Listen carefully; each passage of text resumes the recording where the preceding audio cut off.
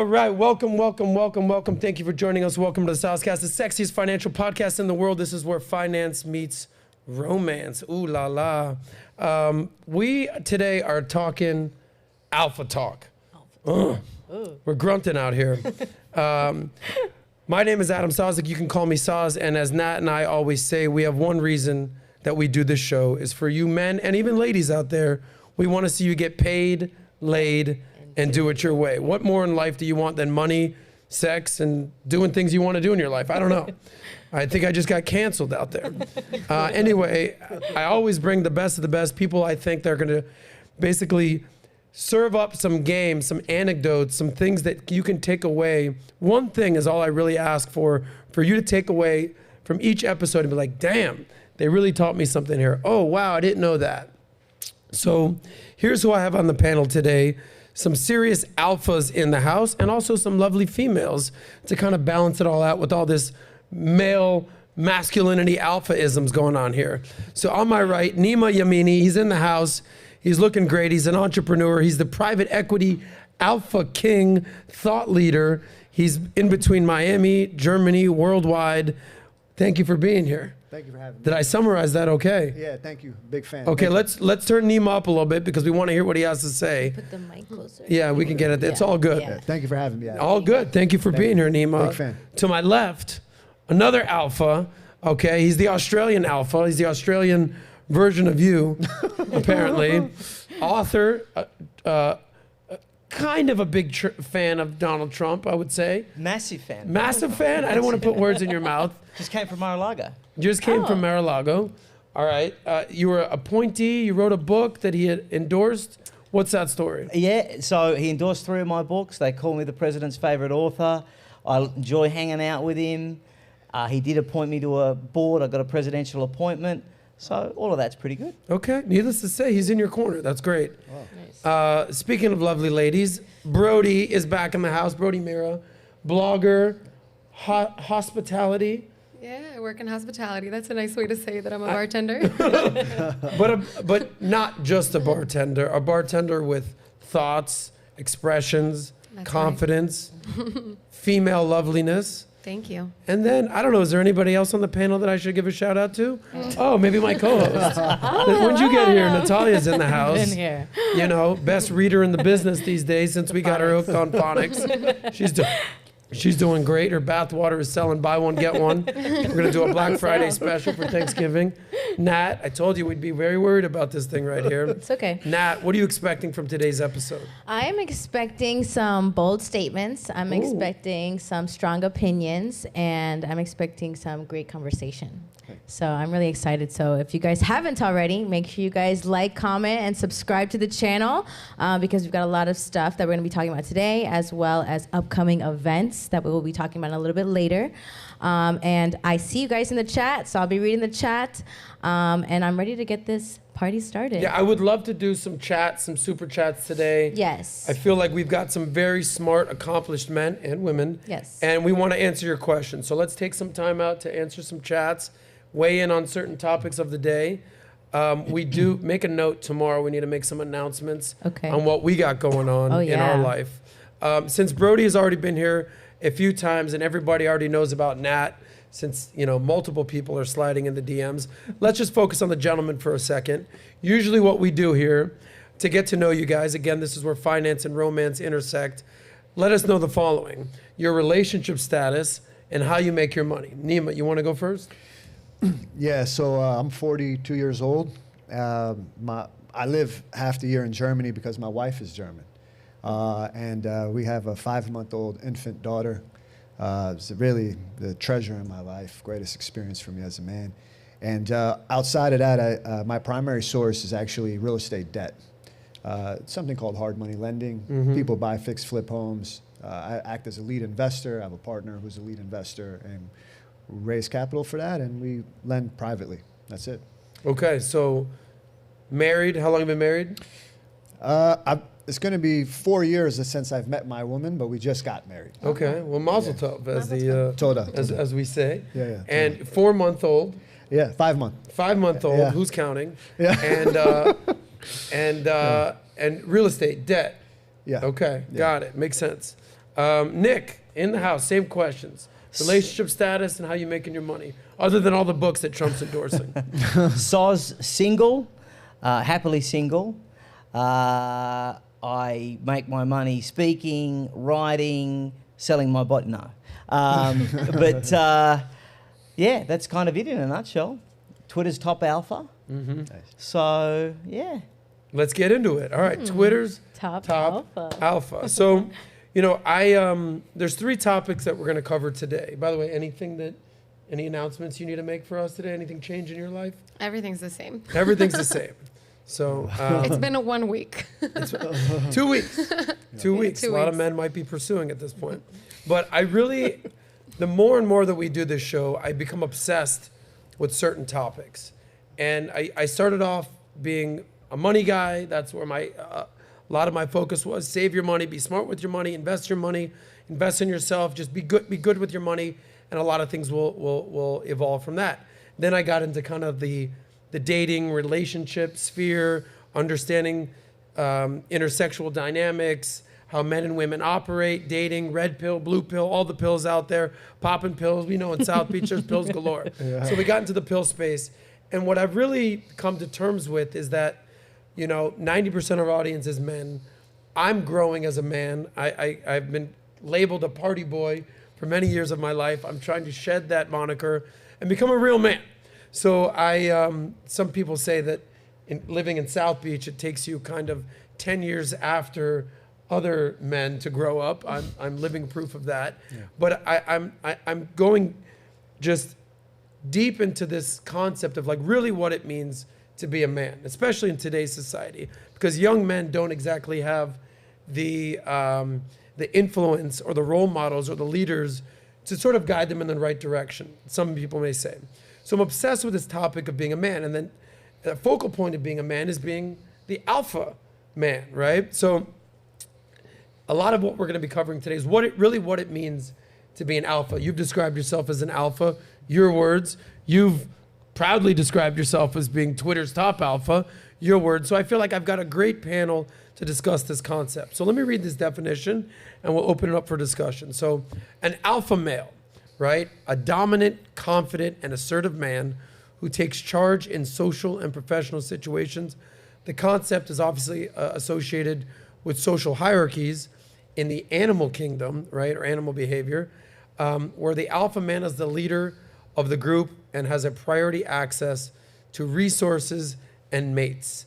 Priority access to resources and mates. That sounds a lot like finance and romance to me, yeah. Okay, resources and mates.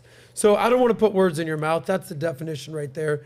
If you would, in your own words, Nick, what does it mean to be an alpha male? Well, I think your definition hit a lot of the points, Adam. But being an alpha male for me is being in control. And being in control of your finances, being in control of your family, being in control of your marriage. It means, I think, never taking a backward step. But it's both. You don't always have to be hostile and angry and confrontational. There's times when you need to turn on the charm. There's times when you need to be positive and uplifting. So I think it's really kind of capitalizing on being the best that you can be. And I, like you, am very big into self-improvement for men. I think every male should do that. They should be reading books. They should be studying their life. They should be looking up to other alphas that have done incredible things in their time. And that's what I do, and that's what I try. And I mean, I've got a little bit of a movement happening, I think, with young alpha males aged between the ages of 18 and 35. And these are young men that are hungry for leadership, and they're hungry for themselves to feel comfortable again about their masculinity, because they've been told that being masculine is toxic. Mm-hmm. They've been told that they should curtail their ambition. Mm-hmm. They've been told that they should stand back, that they should let women go in front of them.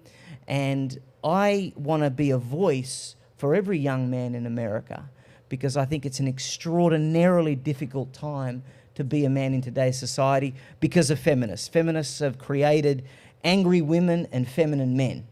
And we need alphas like me and Nima to set the country straight. Well, we're going to get into all those topics for sure.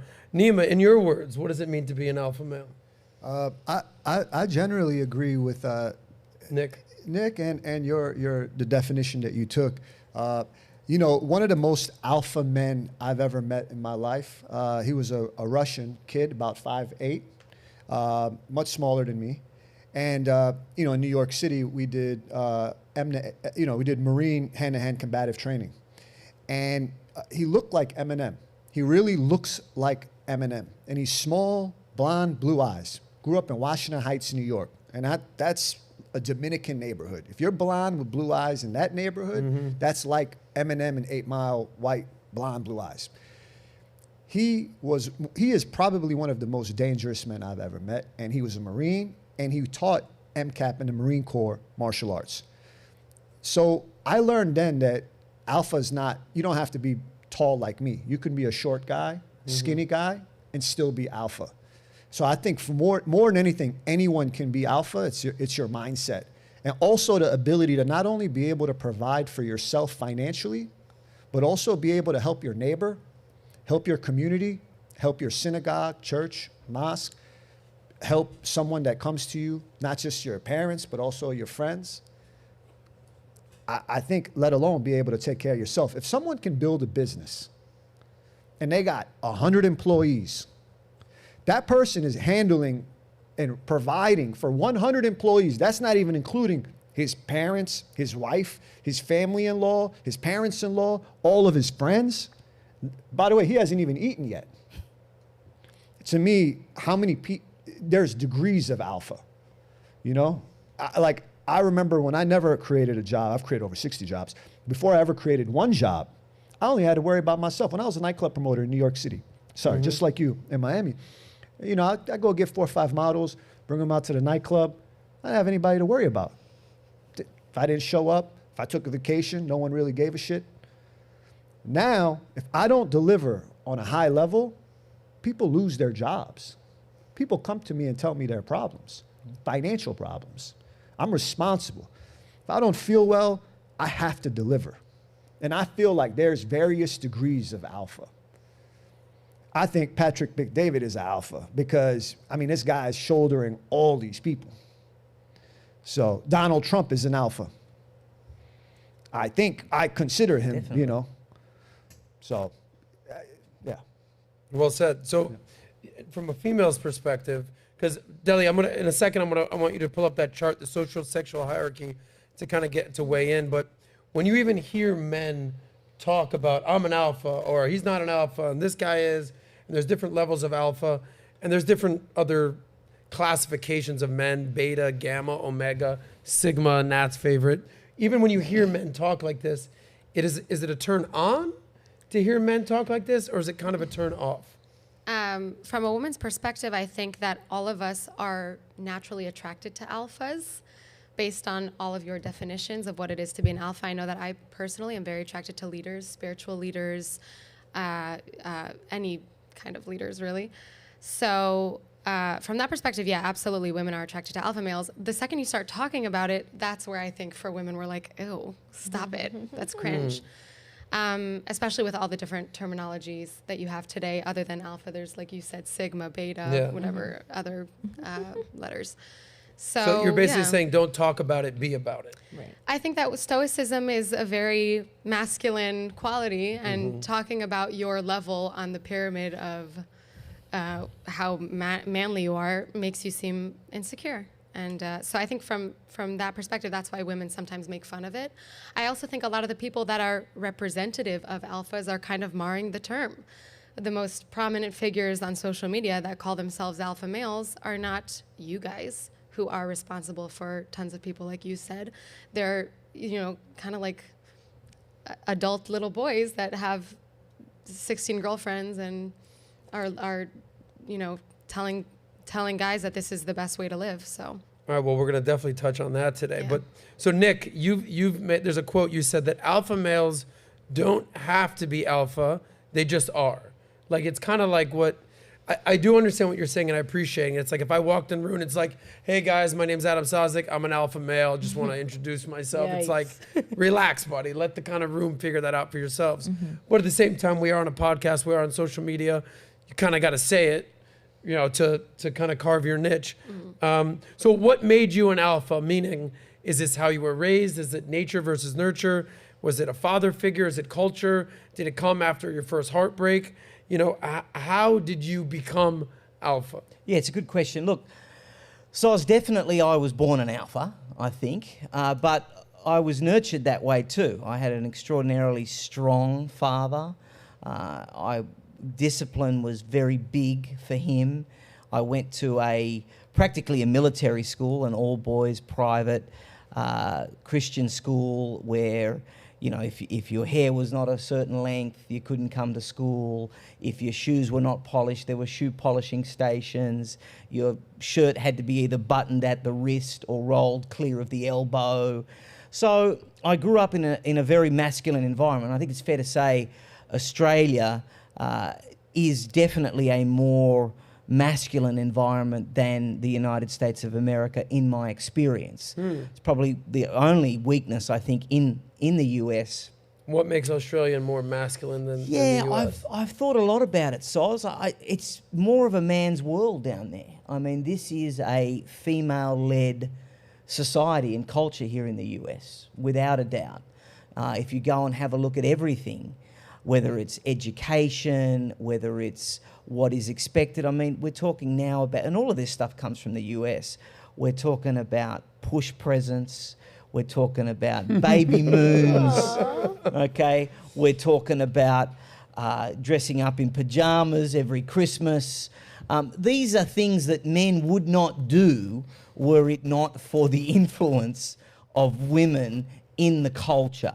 Now, I'm not saying any of these things are necessarily bad, but I'm saying to you that they're certainly not the product of men. Men would never come up with these ideas. And men don't tend to do those things in other countries. They do them here because women expect it and women want it and women, in fact, demand it.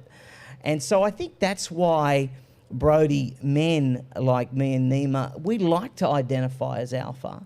Not because we feel that people are in any doubt about it, but number one, there is an element of wanting to piss off all the beaters and the male feminists and all these people that tell us that we can't be alpha. But number two, I think there is a big divide in the male population today. There are alphas and there are betas. I mean, I don't know about all these gammas, and for me, you're either an alpha or you're a beta. And so many people get the definition wrong. Nima was spot on when he said it's a mindset, it's a mentality, it's an attitude. You know, I don't care how many mountain lions you've shot or how much muscle tone you have in your forearms. If you have to ask permission for your buddy to come by your house from your wife, you're not an alpha. So, Nima, you recently had a baby 5 months ago. Yeah. What did you get your wife as a push present? Because I think it was coming at you. I don't know. That sigh. You know, I'm going to probably sound really ignorant. There's some things I don't know. I don't even know what that is. I don't know what that is either. A push present It's is like- when your wife gives birth. Yeah. You give her a You, gift. you give her a gift because she Pushed had a it out. baby for you. She pushed it out. A baby. Push it real good. I think she deserves a gift. Yeah, Okay. I don't You see what she goes through? All right. Yeah. Well, my wife actually, you know, I worked with fashion models in New York for about 10 years. And, you know, I saw a lot of degeneracy in the nightclubs. And I saw a lot of what was fun. I mean, I probably had a sex addiction in my 20s and 30s. I've been realizing that now as I've gotten older, actually. I didn't realize it at the time that I might have. And now when I look at my wife, I got a great wife from a small village in Germany. She's just so dedicated, and she doesn't know the nightclubs. She wouldn't get into the nightclub. She wouldn't be allowed in the nightclub. And Why wouldn't she be allowed? she, you know, she's a full woman. She's not like a stick, you know, like fashion real model woman. that looks like a boy. Yeah. And I say that respectfully. You like know. them thick, is what you're saying. With three I C's. do. I'm a big guy, you know. You know, I don't wanna He likes fucking real hurt- women. I don't want to feel like I'm with a boy, you know. There's some. And now I look back on the casting directors in New York City. I mean, they really are picking models that look like boys. I mean, it really is strong. And I wonder now, a lot of guys that like fashion models in New York, are you actually gay? Because, you know, it looks like a boy. You know, and some of the guys, and I say this respectfully because I know a lot of good guys, friends of mine that are male models, they look like girls. They have pretty faces, feminine attributes. They might be tough guys, kick my ass maybe, but I've noticed that. And a lot of the guys that are, a lot of the casting directors that are picking are actually gay. It's overwhelming. So anyway, so I got here, ADHD moment, fucking on steroids, right? So, but you know, in regards to my wife, I picked a woman that is completely void of this degeneracy. And again, we have a home in Miami Beach full of degeneracy. But when we go back in a few weeks to Bochum, Germany, I have pigs, horses, sheep, good German, you know, I'm Jewish, but she's a good German woman.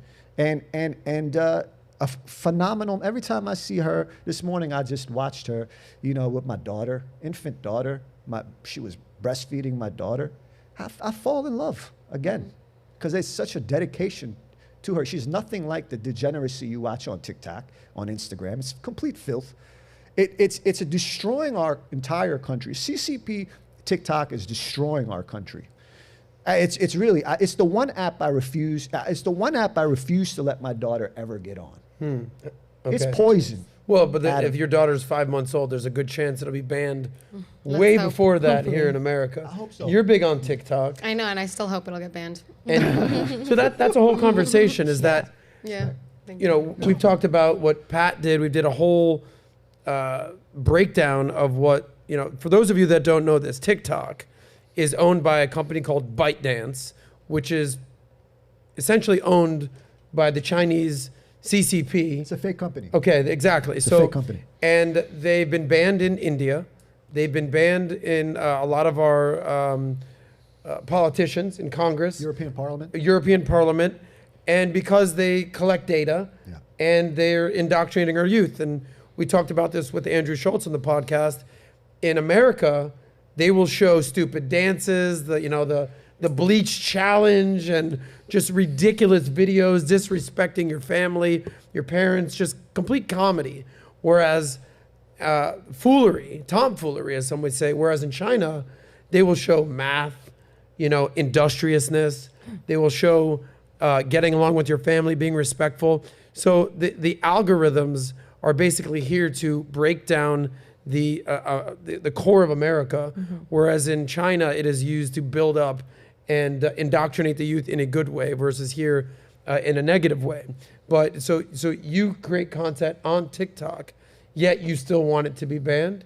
Yeah, well, what you just said, I would say, like, was the chicken first or the egg? Yeah. Is What it came that first, the American chicken or the egg? culture? Yeah. Yeah, what came first, is the chicken or... I'm sorry, I also have ADD. You got it. But so my point there is, like, is it American culture that's ruined in the first place, and that's why the content that's on the American version of TikTok is so bad, or is it really that they're pushing it? So that would be for me, like, something that I would consider is maybe America really is broken, and a benefit of TikTok is that it's really exposing just how horrible this society has become. I think, and we've had this conversation before, which I want to open up the dialogue to what's going on in America right now. We've had this conversation that we have it so good here in America that we're looking to make up problems. All this, how you identify, it's a result of, I got a lot of time on my hands and I'm looking for issues. I interviewed a bunch of people at the Freedom Forum, which is put on by Garry Kasparov, who is a Russian dissident that is basically outspoken against Vladimir Putin. And within the framework of this, Yeonmi Park was there, a lot of people, the Iranian journalist with the hair who speaks out against feminism. And I interviewed who's basically the host of the Daily Show in Iraq. I forget his name, my apologies. And I said, what's your wish for people in Iraq? And he goes, I wish that they had the time on their hands that people in America have, that they could just sit around all day and watch reality TV, watch Keeping Up with the Kardashians, watch the Real Housewives of Pick a City. And he goes, we just don't have that luxury. we're like getting bombed. We got to put food on the table. In America, we have it so freaking good that you're looking for issues to just identify with. And because maybe there's a lack of belief in God, religion, now sort of politics and ideology kind of comes in, and that kind of shapes your framework. So a lot of young people, we just did this the other day about how much people have pride to be American and live in America. And the descending order by generation is actually disgusting. So baby boomers, above baby boomers, it was like 80%. Baby boomers were in their 60s, 70s, 70%.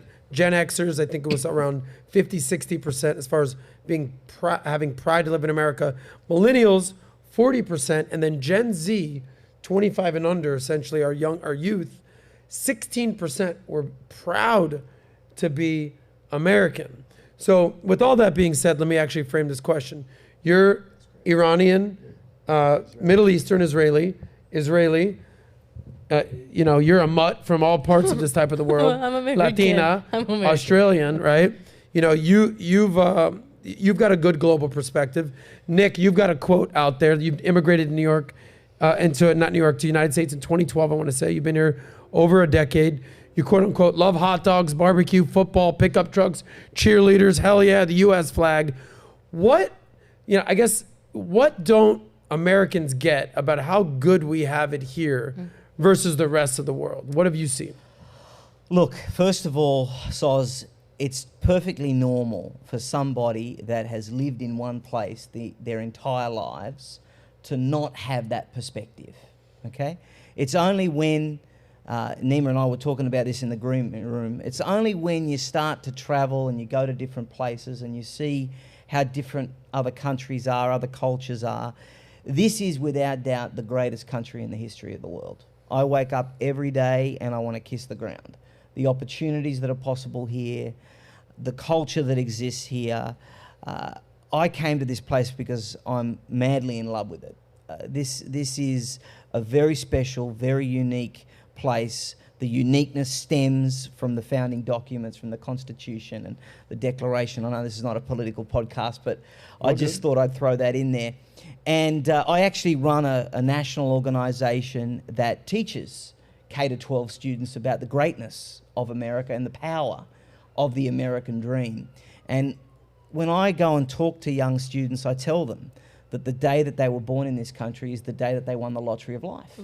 And they got this incredible, this amazing, remarkable head start. This is the best country in the world to be born in, to live in, to work in, to start a business in, to grow a business in, to realise a dream. This is the only country in the world where you can blaze a trail and leave a legacy. This is the only country in the world where you can colour outside of the lines and not be punished. This is the only country in the world where success is not yet resented but still admired and aspired to. This is the only country in the world where your first language or your last name doesn't mean anything. This is the only country in the world where anybody can rise above any set of circumstances of their birth to go on and achieve whatever it is that they want to achieve. And this is the most beautiful part. This is the only country in the world where failure is not fatal, where you can fall down 5,000 times, but if you've got grit, determination and hustle, you can get up 5,001. Thomas Edison had 1,000 cracks at the light bulb. Colonel Sanders had his recipe for fried chicken rejected 1,009 times before he got a taker. Abraham Lincoln lost his first 6 elections. P.T. Barnum's first 2 circuses, abject failures, went on to become the greatest showman. Walt Disney went bankrupt twice, almost 3 times. Same story with Henry Ford. America's special because it's not just a country, it's an idea. And Bro, you're telling me things that I didn't even know, and I'm like, I love America. I'm an American boy. I dated a British girl for a while, and I went over to America, and it was at the time where the whole song, "You're American boy," and I'm like, I'm like, hell yeah! Like, I sounded as like America as it gets. But you're wearing boots, you're wearing cowboy boots, but you're Aussie. Where did this love for America come from for you?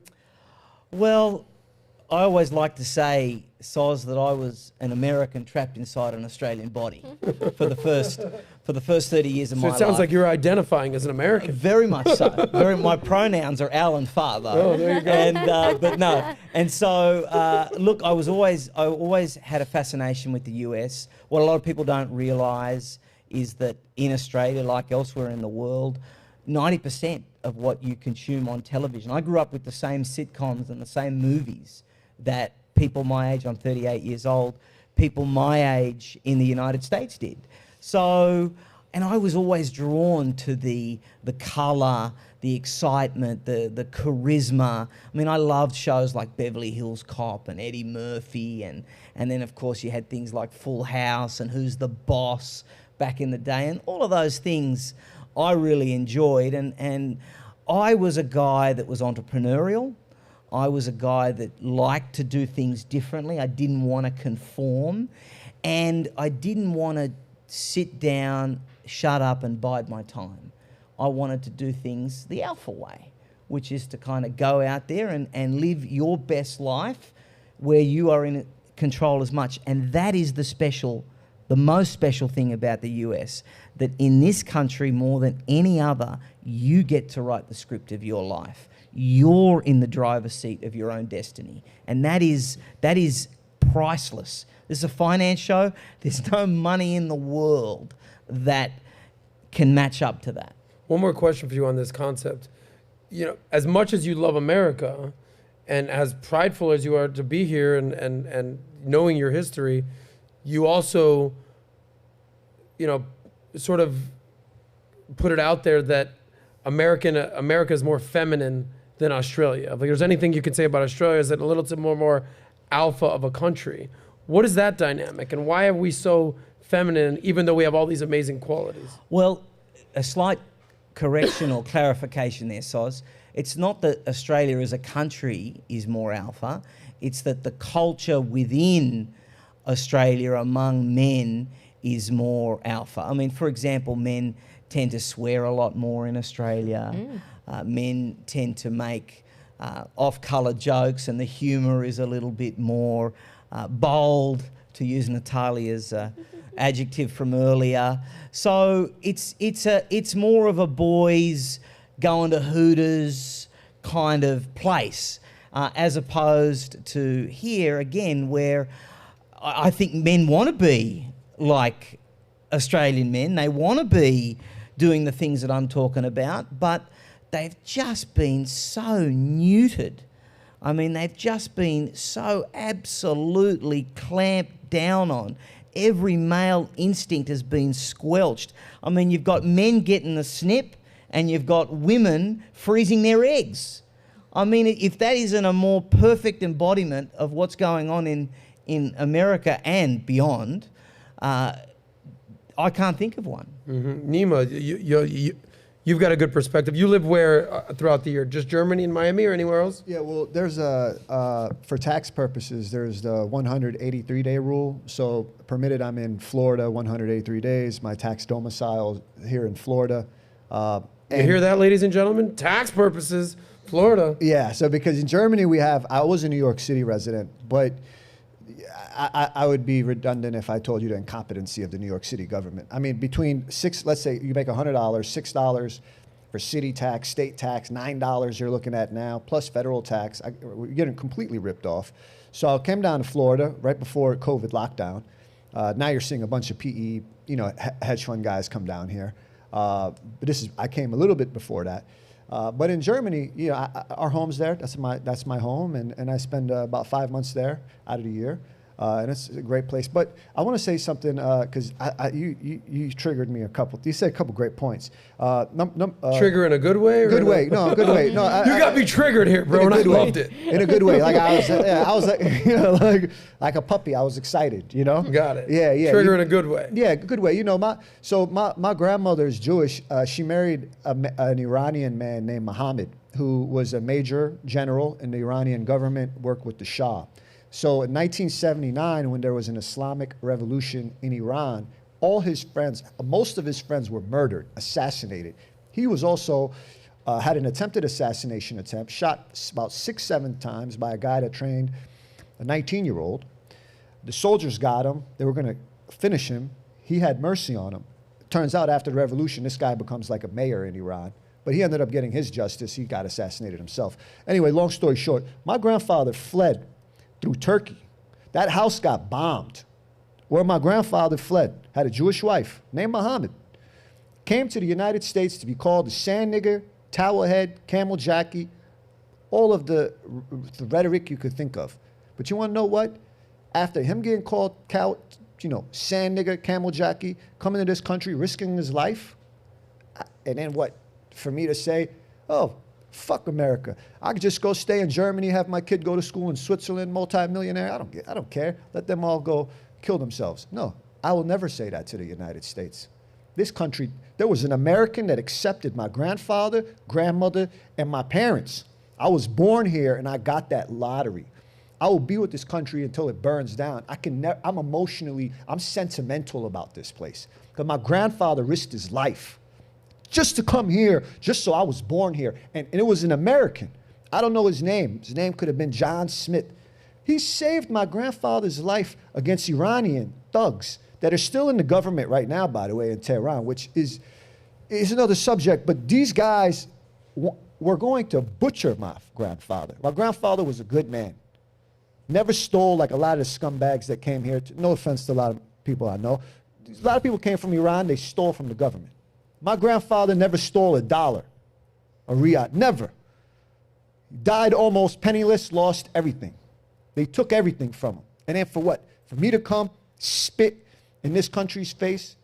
Because now I extracted all the resources. There's no loyalty there. And number 2 point, when I was struggling in New York real estate, and I had nothing, had 2 roommates, barely able to pay rent, I worked 575 Madison Avenue across the street from the Trump Tower. I would go to Trump Tower occasionally and I'd have lunch, enough that the people there knew me. One day I saw Donald Trump. And I went up and I was scared. I went up to him, I'm like, wow, like I read Art of the Deal, you have inspired me. You know, he might, I let a coat on, maybe thought I was a street guy from Lower East Side. Pulled me aside, he said, all right, come here. I said, can I? Trump. I'm like, can I take a picture with you or something? He's like, yeah, come. I was scared. How old were you at the time? This is about 15 years ago. Wow. Okay. Something like that. I don't know, maybe 10 years ago even. And, he took a picture with me and he said, I said, do you have any, advice for me in real estate? He's like, read my book and you're going to do great. Buy my book. Yeah, but you know what? Even though I didn't vote for Trump, admittingly, I will never forget that generosity he showed me. It's hard for me to. So after all that, you didn't vote for him? What does it take? Yeah. Now he's gonna get triggered over here. You guys gonna start pulling triggers out on each other. Let's be friendly here. Yeah, no. I just think the whole government. I think it's so much corruption on the right and left at this point. Yeah. It just breaks my heart because it's a great country. No doubt. But if I would definitely pick Trump over DeSantis though. Over DeSantis. And I definitely pick him over Kamala. Oh yeah, no doubt. We're not going to go to the Kamala route. Back to loving America. You're back and forth between Israel quite often. You were just back a few weeks ago. Yeah. I know you're very proud to be Israeli, but you know what it's like to be here in America. Israel Give has us that its problems. perspective. America has its problems, but I think that the most important thing about being patriotic is wanting what is best for your country. And I think that Americans hating their own country is horrible. And you can recognize that your country has a lot of issues that need to be solved while still staying patriotic. I think a lot of people that are in government, represented in government right now, blatantly and openly hate America. And that just blows my mind. And especially on the far left. Especially look at the squad. I mean, it's pretty disgusting. It's disgusting. And then to your point, saying your grandfather came here with nothing, just to push on that just a little bit more, you have to notice that the people that complain the most about being oppressed in America have been here for generations, who were born with a roof over their head, with food in their mouth, basically with a silver platter, getting everything that they want. And they're the ones that complain the most. And the immigrants that came here with nothing are the ones that don't complain. You see that, I mean, just because I'm Jewish, this is the first example that's coming to my mind, is Jewish people are being equated to the most, having the most, being the most privileged, when in reality, 80 years ago, a third of our population was, destroyed. And not just in Germany, you look at in Iran, excuse me.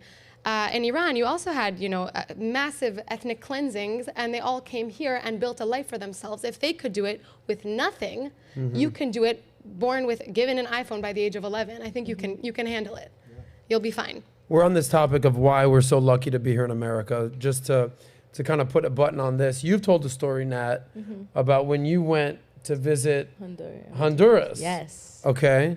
And you're out there, you're working. I'm working. You're doing your thing. Tell us that story, and then why you're so, because the first time I met your dad, he's like, you have no idea how good it is to be here in America. You have no idea. Yeah. I'm like, who are you? Yeah. Like, but he came out, and you're talking to somebody who's very proud to be American. And sometimes, you need a wake-up call every once in a while, because we do have it so good here. JFK famously said, ask not what your country can do for you, ask what you can do for your country. Yeah. And I feel like we've lost sight of that because we have it so good. And every country has their problems. Every country. You don't think that there's problems in Israel? You don't think there's problems in Iran? You don't think there's problems in Honduras and Australia? Every country has problems. But to hate your country because it has problems, it's victim mentality at its finest. Do something about it. Help fix your country. Right. So you were in Honduras. Yes. Tell us that story. We went there to see a family for about a week. And after the first day, I realized how fortunate we really were. We went there, and just even the roads weren't even paved out correctly, like there was more homeless. They had like this, it was like a ditch, kind of like a dried up dam. And it was literally just homeless huts. And you can see it was built out of like plastic, like wood, and like just homeless people walking around with like no clothes. And like everywhere you would go, there's no AC anywhere. There's security guards standing out there with these big rifle guns. We actually had to be walked throughout the mall because we were gonna get a few stuff. We had to be walked with security just based on the jewelry we had on. And this is not like I'm rolling around with like a big Rolex, like it's just earrings, some gold bracelets, and even the bathroom. The bathroom, I think, is what like took me. It's like before you go to the bathroom, you get your toilet paper, and that's all you get. Finish in the bathroom and you leave. So like paper towels were very limited. Just even the simplest things there, seeing that, I came home to a hot shower and I'm like, oh my God, like thank God there's hot water today. Like sometimes you don't know what you have until it's gone.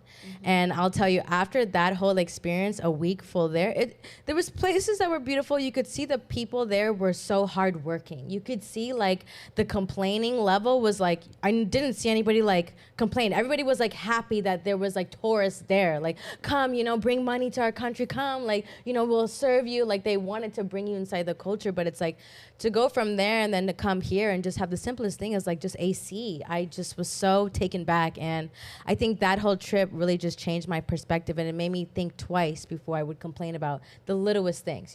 Oh, I'm extremely tired. My dad actually told us this story while we were there, was that when he was younger, there was this homeless family, and all of them were blind. The mother, the husband, the son, the daughter, and the only one that wasn't blind was the youngest, I think, daughter. And I thought you were about to say dog. No. The youngest dog. No. Okay, got it. So the youngest daughter, and the daughter would have to walk each person to where they would go so that they're able to help with whatever the to-do was.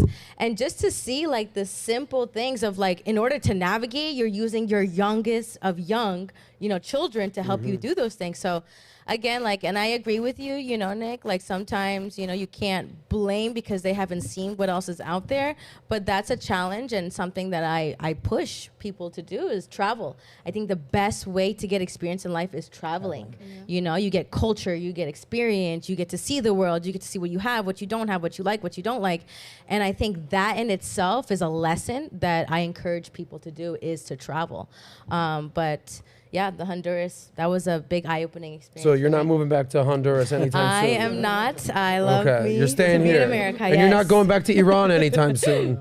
And you're in Australia, you'll go visit. Yeah, but other than that? America. America. Yeah, I mean, it's like, it's one of those things where it's like, you hear about this anti-capitalism, or and I'm not saying that like Wall Street or big tech or big pharma or anything big government doesn't have its problems, no doubt. But they say that capitalism has its issues. It's the worst form of government, or type of economic resources, other than everything else, right? Like everything else comes second, and even capitalism, with all its problems, is still above that. I'm probably butchering that quote, but it's kind of what you're saying is like you don't know what you have until it's gone.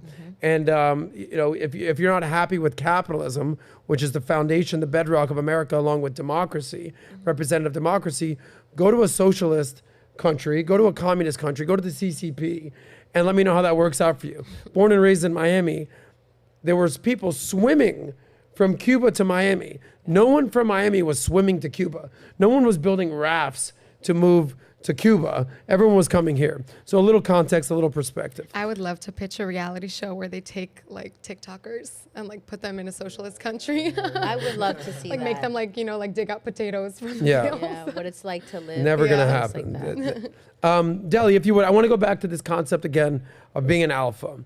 So we're going to revisit this. So there's something called the socio-sexual hierarchy.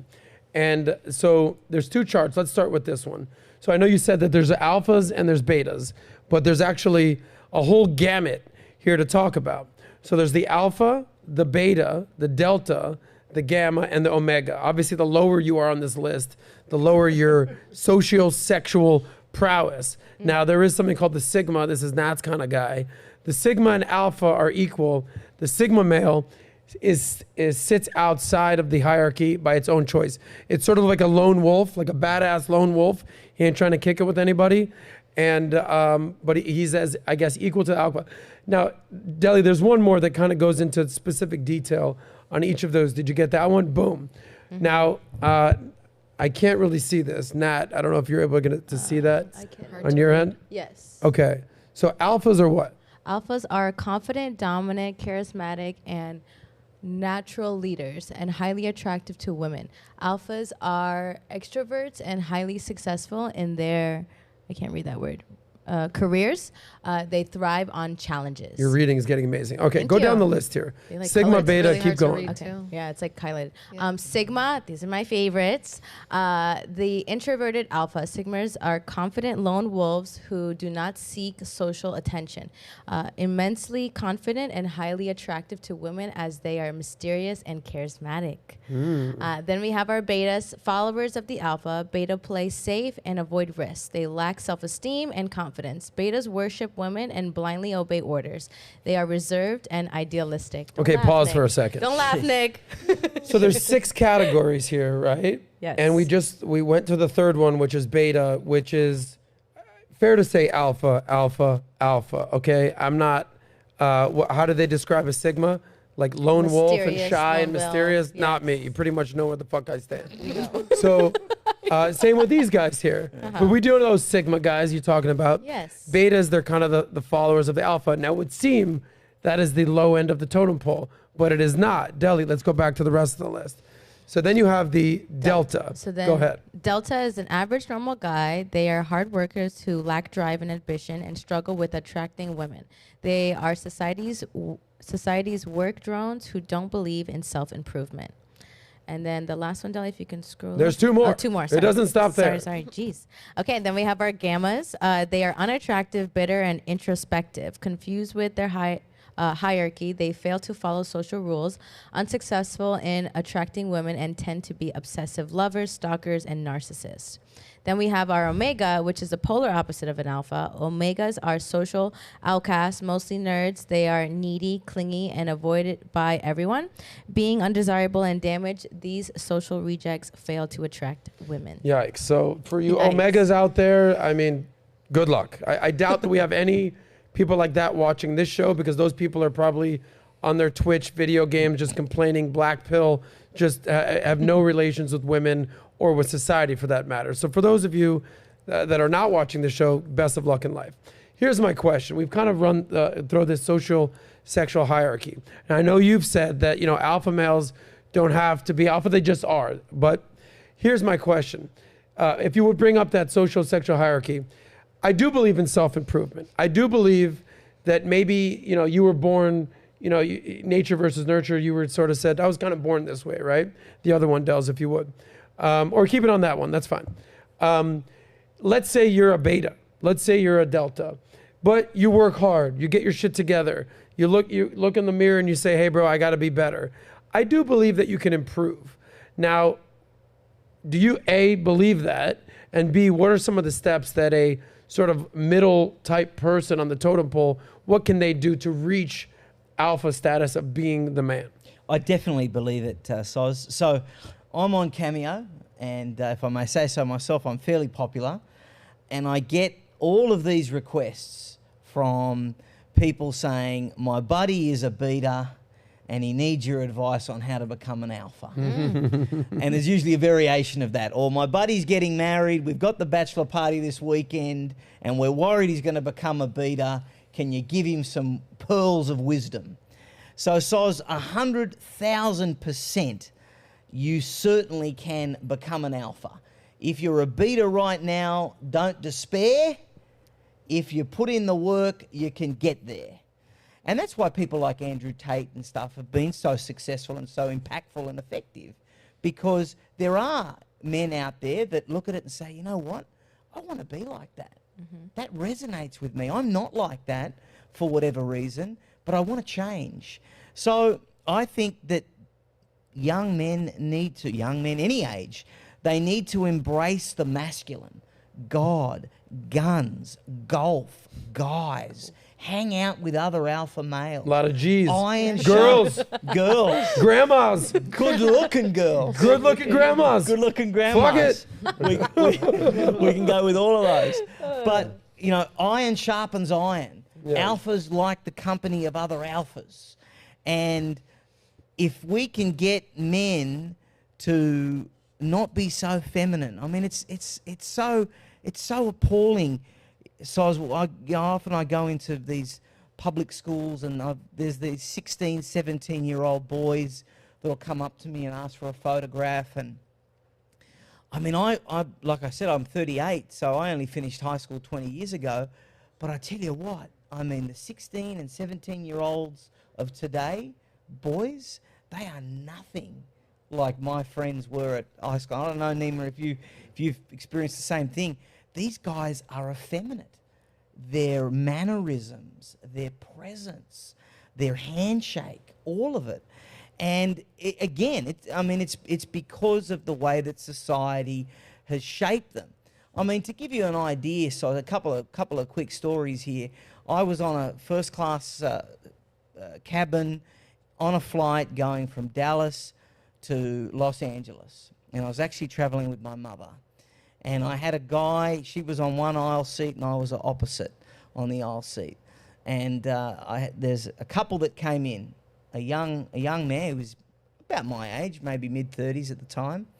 And he came in with his girlfriend or female partner. And he came and sat down, and by this time I'd already set up with my laptop and everything. I was ready, my chargers, my earphones. And he said, look, do you mind swapping with me? He said, I'd like to sit with my fiance. She's in the second row on the window. And I said, look, I'm all set up right now. I said, once we get up in the air, I said to him, I'll consider it. And he said, okay. Anyway, waits about 5 minutes. We still haven't taken off. And he says, dude, what if I give you $100?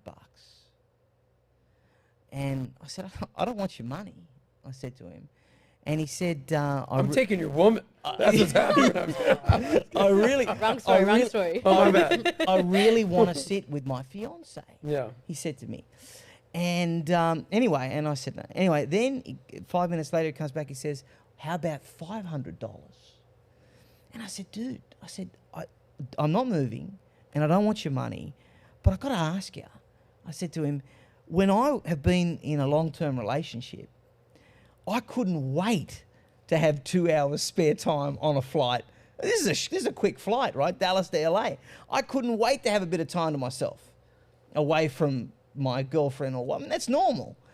And this guy looks at me like I'm an alien. He says, well, dude, it's not like that for me. I like being with my woman all of the time. And I said, okay, you do you. I mean, to me, that is... there's no words. I mean, to me, that's very odd to feel this necessity to be around a girl I can't understand it. And the second story, I was in New York at a hotel with a girl that I was seeing at the time, and she was taking a long time on a laptop, and we were late for something that I wanted to do, and I got a bit irritated with her. And so, we exchanged some words, nothing at all crazy. But anyway, and I said to her, look, I'm going to be downstairs, and you need to be there in about 10 minutes. And anyway, I left. And the next thing I know, about 5 minutes later, I get a message saying, Nick, can you come back upstairs? And I went upstairs. And she said, you're not going to believe this. She said, the guy that works here at the hotel bar, as soon as you left, he came over and asked me if I should call the police, or if he should call the police. He said, because he asked me if I was in any danger. And I said, what? And she said, yeah. So that's another example for you here in America, just how the men have got this hero complex, right? There's this idea that they need to insert themselves and come to a woman's rescue, and it's not even needed. So that's just another example for you, I think, of the culture that exists here. Did you take that $500? You said, screw you. Buddy. Nah, screw you. Now your woman's my woman. Brody, but his story, Nick's story, is that, would you say that's alpha? Would you say, do you want your man coming and sitting with you? Like, if you were sitting next to Nick and you're the woman, you're the fiance, and your husband's in the back, and Nick's like, sorry, I ain't moving, like, how would you process that as a woman? Well, I had a question that came up earlier when it came to the definition of alpha. I wondered what Nick's opinion on the connection between the term alpha and a relationship is, because are alpha men just supposed to stay single for the rest of their lives? Fucking whoever they want to fuck for the remainder of their entire life, creating babies with as many people as possible? Like, what is the ultimate goal of an alpha male? An alpha male should be with a female that respects them. A primary partner? Absolutely. Okay. Yeah, no, I believe in traditional marriage, traditional family. Alpha is a traditional value set. Right.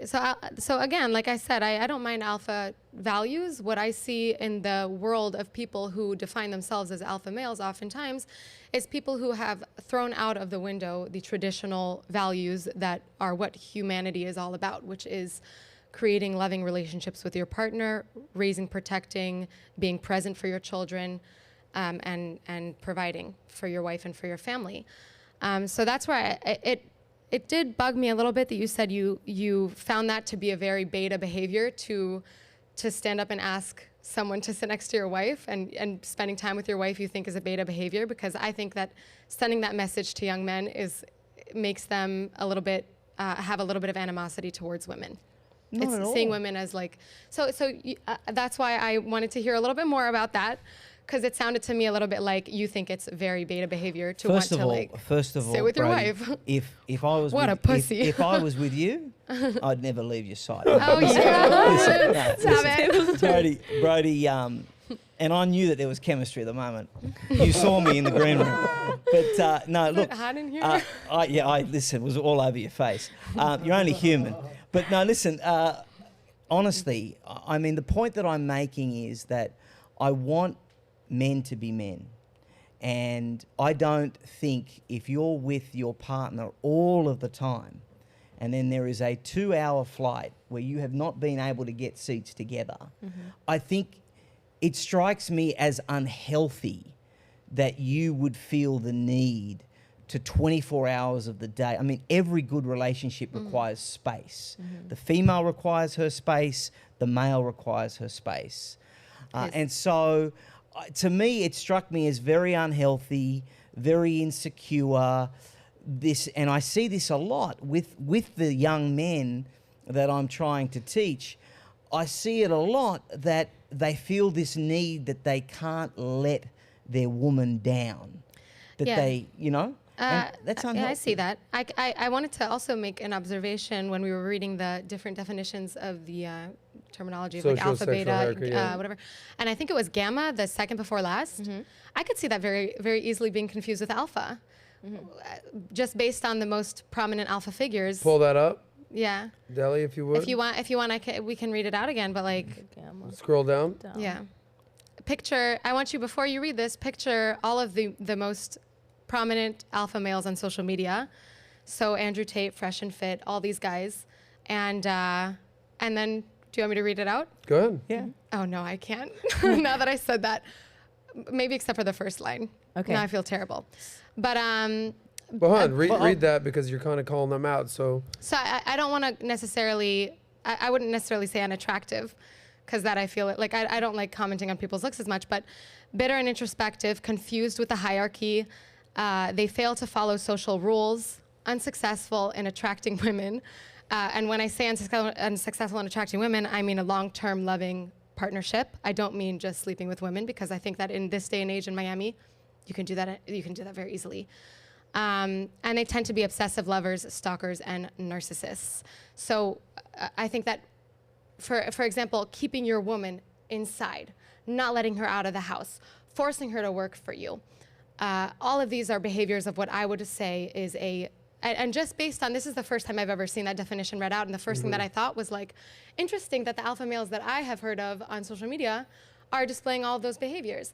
But these alpha males here don't do that at all. The way you were speaking about your wife especially, that made me think like, oh my gosh, I would be so lucky if my husband looked at me that way and respected and loved me and revered me in that way. And it's not a competition at all. Oh, and there was one more thing that I also wanted to add about what you said earlier is like these guys that are listening to all these alpha males, what they want is the Instagram models. And when you were talking about your wife, you said she's a good woman, she's beautiful to me, she's a real woman. Like, if you want an Instagram model, then don't expect her to stay at home and cook and make a home for your children that's gonna be warm and loving. She's gonna wanna go out and take pictures. Like, that's what she's gonna want. So look up to the right people. Stop looking up to fake alpha males and start looking up to real alpha males. I want to get your perspective on what he said about the and I'm more taking what you said about the flight more as a metaphor, because when I travel with my girl, it's because we probably don't spend a lot of time together because I'm busy, she's doing whatever, and it's like if I'm traveling with her, number one, I'd book seats next to each other, so just know that. But if I did. Like if I'm that dude and I'm like, hey man, this is my girl, we're just getting engaged. And if you had to think about it, like it's not because I'm like, I need to sit with my girl. It's we're traveling together. I want to travel with my girl. Now me, knowing me, if you're that dude, I'd be like, buddy, if you don't get the fuck up and change seats with me right now, we're gonna have a problem after the flight. I know you're being more like jokey. I'm not reading into this too much. And if your woman sees you doing that, she'll say like, That's my my man. man. Like, Yeah. So he'll what I'm do saying is anything. like, I do understand that like in the greater context, not on the flight.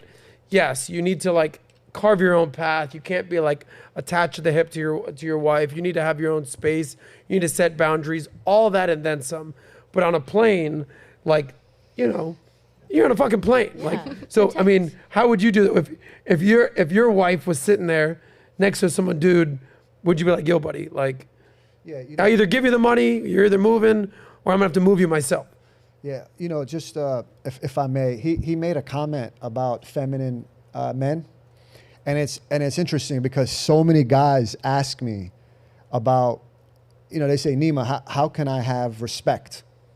And I tell them bravery. I once had an employee who came and told our whole team he was gay. And our whole team respected him for that. I still fired him because I was worried that it was contagious. And I didn't want it to infect the rest of us. But the point still remains. I will forever respect that dude. That's actually one of Alpha King's rule. It's rule number 11. Bravery equals respect. I respect everybody. If there was a situation, now back to your earlier So question. why'd you fire him though? Yeah, you still condemned him to like. I respect the hell out of you. But Now you're pack done. your shit. Yeah, I don't know how I feel about that one. But let's just stay focused here for a second, Adam. What would I do in that situation? I actually welcome breaks because, you know, I love my wife, but You said breaks? Yeah. yeah, Okay. like for example, this May she's going to go to Bavaria, the southern part of Germany, with her mom, her grandma. I let her do her thing, and then I get to go to like the Cannes Film Festival, you know, hang out with my friends. But I will say one thing. I feel almost obligated to say this. Despite the fact I'm not a part of the manosphere, I do like Myron from Fresh and Fit because he was like the first guy to vouch for me, believe it or not. He put me on as Fresh and Fit. And Sneeko, another guy, these guys, it's not necessarily a conventional relationship, but they've shown me support. And I respected Sneeko for speaking up against Kanye's Hitler praise. I really did. I respected him for that because I know he had a lot to gain. He had a lot to gain by being close to Kanye, and he spoke up against what he was saying about Hitler, and he idolized Kanye. And he still spoke up and said, I don't agree with this stuff. But the reason I say that is, you know, I think there's a lack of men in their 40s that are just in healthy, meaningful relationships with one woman. Not all of us are having 45 years of no sex in our marriage, and our wife treats us like shit, and we hate our wives, and she's using us and milking us. My wife, I told my wife the other day, you want to go shopping? I don't really want anything. To this day, my wife has never asked me for a Celine bag. To this day, she's never asked me for red bottoms. Till this day, she has never asked me for a luxury item, a Rolex, Audemars, nothing. It's a great woman. Like literally, she goes to like Zara. I'm like, is that what you want? You know, but for my daughter, she likes expensive things. Yeah, I was gonna say, wait till your daughter gets a little older. Then she likes the most expensive Yes. stores in Dusseldorf or Paris, you know. But with her, she's never. And when I met my wife, she didn't meet me at a nightclub like One Oak in New York, 4 bottles of Dom. No, nothing like that. My wife met me at an Airbnb in Spain, which I almost didn't go to. I was leaving Israel, coming back to the United States. My friend said, come to Ibiza. I went to Ibiza. I stayed at an Airbnb. I was backpacking. I didn't want to do anything fancy. Stayed in an Airbnb.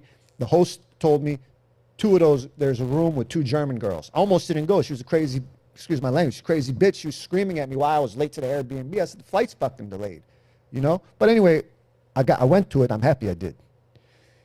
And that's when I met my wife. And she met me as, I had the tiniest bedroom there. I didn't buy any bottles. I didn't buy anything. She might have thought I was a struggling waiter in New York. I never have to go to bed at night wondering, will she leave me when I have nothing?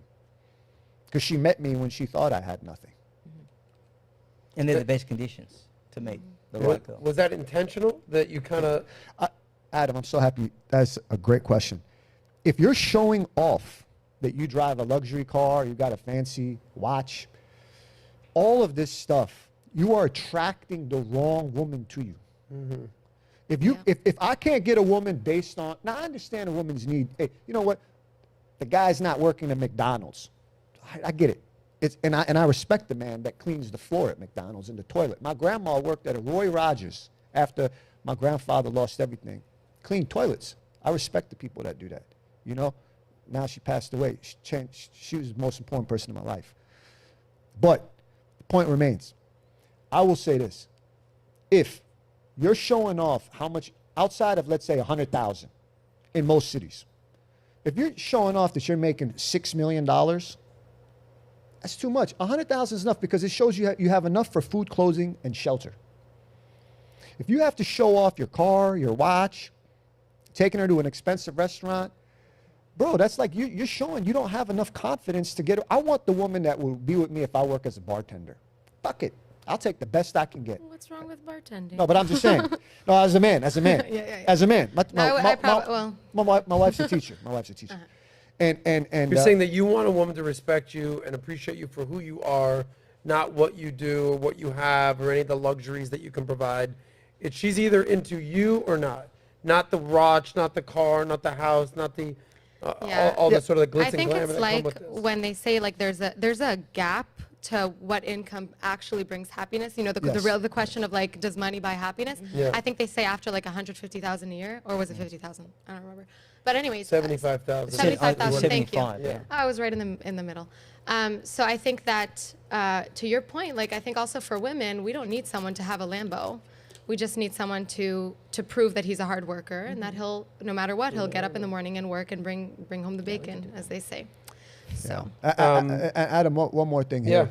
The fact is that why would you want to show off? It's like you're asking to buy a wife when you're just showing everything off. You shouldn't have to. You shouldn't. You should be able to attract a woman without doing that. And if you can't get her without, because you know what, even the woman on Instagram, she goes with a guy who's rich. I guarantee you there's one guy in her life, didn't have much money, worked as a trainer. Maybe he was a bartender. She loved him. And he had none of that stuff, none of the trappings. I want to be that guy in the woman's life. And I think I am in my woman's life, who doesn't have to be rich, but she's obsessed with him. I don't want to be annoying and go back to this, but I can't stop thinking about it. Do you still think that being gay is contagious? That what's contagious? That being gay is contagious. Oh. Because we just kind of like slipped past that and we talked about something else, and I can't stop thinking about it. Okay, look. When I was in my 20s and 30s, if I was a bachelor today, not a married man, it's a different parameter. So, for example, why people call me Alpha King Nima to be exact. That is the embodiment of fuck bitches get money. But And I say that with respect to the bitches. Because Alpha King Nima loves the bitches. No, but I'm serious. Yeah, keep going. No, but I'm serious. So it's you know, it's answer the question. no, but it's two different things. It's are you if I'm married, I'm married. I'm locked in, I'm confirmed, I'm not playing games. That's so my you're saying my a daughter. single man can be influenced to change his sexuality by a gay man. Can I ask you a question? You may. Have you noticed how many more people are gay now in America Of course. than 50 years ago? I just watched a video, a gay man dressed as a woman dancing around a toddler.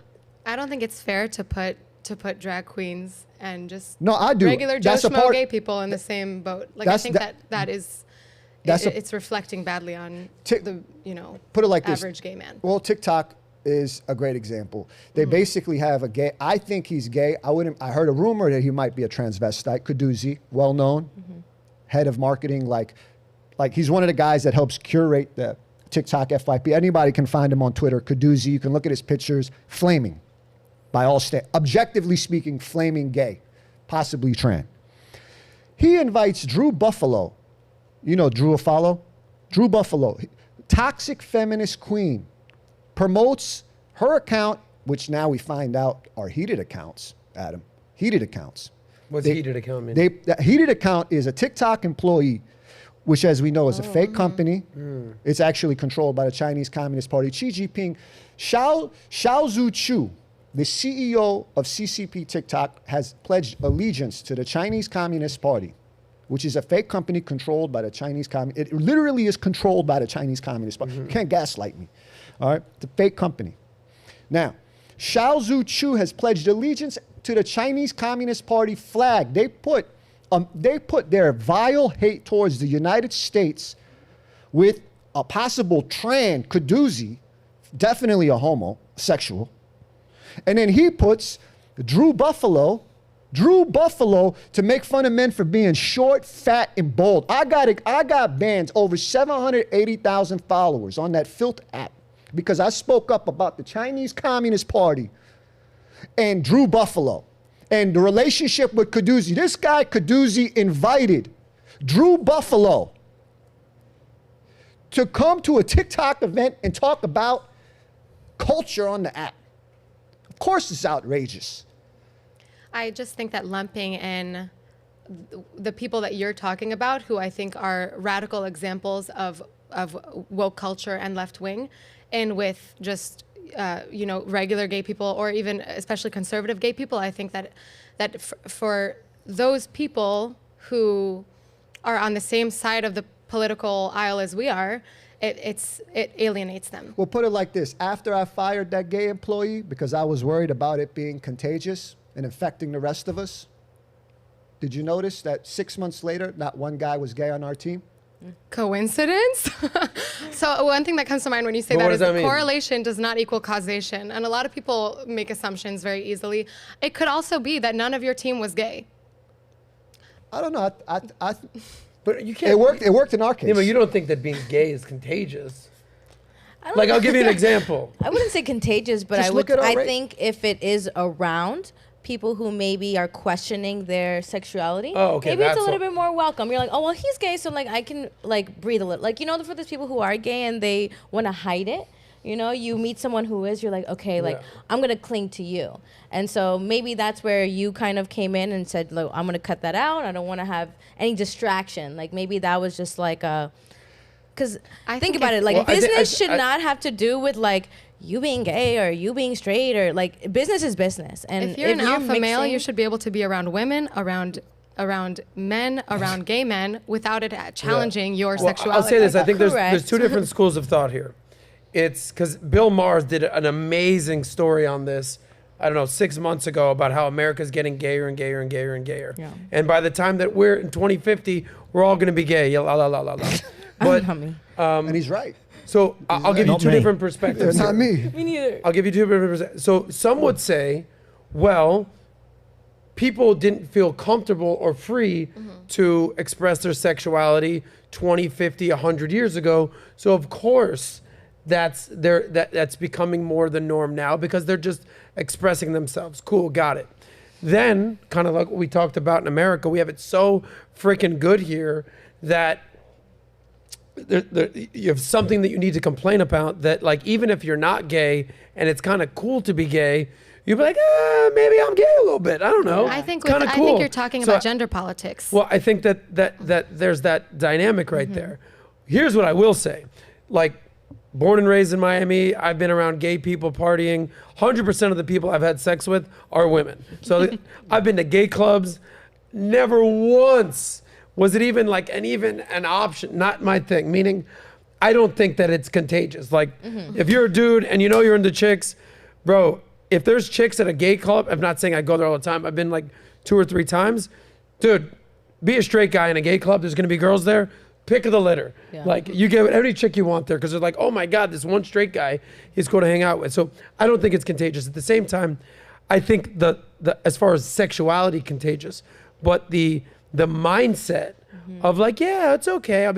Now, here's what I will not stand for. And I actually want to get your thought on this. Don't fuck with the kids. No Yeah, drag queens around the 100%. kids. No Absolutely. indoctrination around the kids. Right. Like we're all on any the same kid, page. don't even come near me Yeah. with LBGDT, X, Y, and G. Leave the kids alone. If you're 16 plus, 18 plus, whatever you want to identify as an adult, free to do whatever you want to do with your body. You're 18, 19, 20, you want to chop your dick off, God bless. But if you're 12 years old, stay the hell away from these kids. I have a 10-year-old nephew. I almost killed my sister one time because she's like, oh no, it's okay for him to like be a ballerina. I said, to cut this shit out real quick.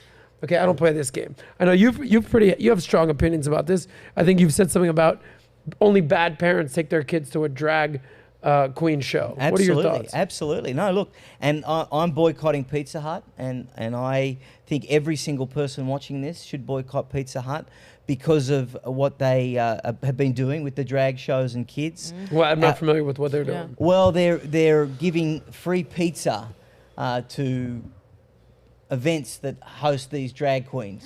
I mean, that's how you get kids, candy and pizza. Hello. Yeah. And drag so, queens, obviously. Drag queens. Look, so our kids are 100% off limits. It's outrageous. If they come near any children, any of my children, I don't have any children, but in the future, they'll be in a wheelchair for the rest of their life, because that is how we need to be, because we cannot allow our children, our treasure, the future of this country, we cannot allow them to be tarnished and groomed and all of those things that all of these sick, I mean, the whole way that education has gone here in the United States is, I mean, it used to be that saying, boys will be boys, right? Now the feminists have come in and said that you can't say boys will be boys anymore. That's toxic, that's wrong. Boys shouldn't be boys. And so now it's anti-woman. We've got men competing against women, swimming, athletics, all of that kind of stuff. This is all related. And we've lost our Christianity. We've lost God. We've lost our values. We've lost those Judeo-Christian sentiments that founded this country. And it's very sad. It's very, very sad. And it's something that is so dangerous. Soz, I feel very passionately about it. But I think anybody that is trying to fundamentally alter the gender, the identity, the sexuality of young children, they are the scum of the scum on this earth. Yeah, well said. Nat, I see when he talked about sports. And it's I hate funny. that. You never see women transitioning into men Yeah. to compete in men's sports. Yes. That never happens. No. It's always men Yeah. taking the easy way out. All of a sudden they're competing with the women. But, you know, you're a pretty athletic chick. Yeah. You know, you've got strong feelings on what's going on here. What are your thoughts on what Nick said? I agree with some of the things you said. You know, I think today, actually a story broke actually on Valuetainment's website that Hershey put on their commercial. They are marketing a trans woman for Women's Day. We are confused. Unfortunately, we are confused. You know, I see stuff like that and it's like, what is the value of a real woman? You know, it's like a very confused, like anybody can do it, and it devalues what women really can do in the world. You know, there's pros and there's cons to it, just like everything else. But to see us embrace the confusion, it's very sad, and it worries me for what's ahead. You know, Women's Day is going to be celebrated, and we're going to be having men in dresses to celebrate this year. And you know, everybody's free to do what they want, to be how they feel, and absolutely. But to force everybody to accept you and call you a woman and ma'am, like, I personally don't agree with it. I am not going to be forced to call you ma'am if you're not a ma'am. I'm not going to, you know, bend the rules to make you feel better. If there's a man in a dress in a girl's bathroom, I'm getting out of the bathroom. Like, I am not okay with that. I'm not comfortable with that. I don't think it's okay. You can have your own bathroom. You can go be in the man's bathroom.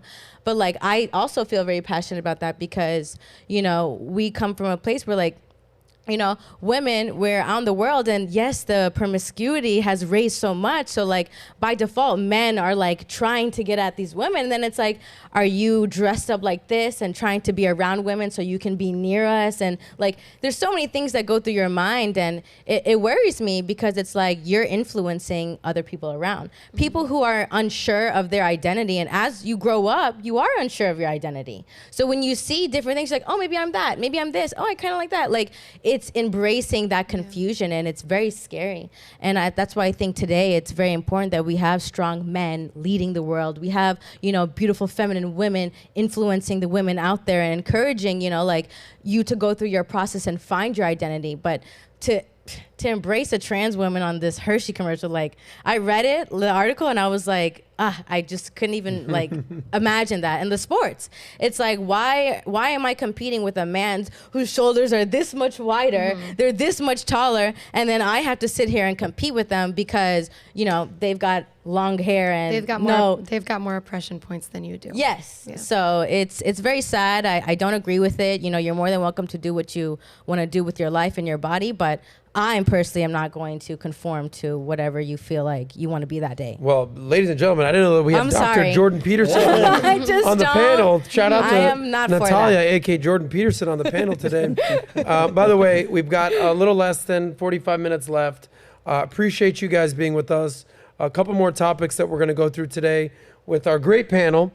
And if you haven't subbed to Valuetainment, give us a sub. Give us a sub on VT Money. We do this every week for you. We're bringing great guests, and we're having awesome people on the panel having these types of discussions. I want to touch on something that you mentioned about this concept of toxic masculinity, right? So we constantly hear from women these days, like, where are the real men at? There's no more real men. Where are all the real men at? It's tough to find a man, right? They're all way too feminine.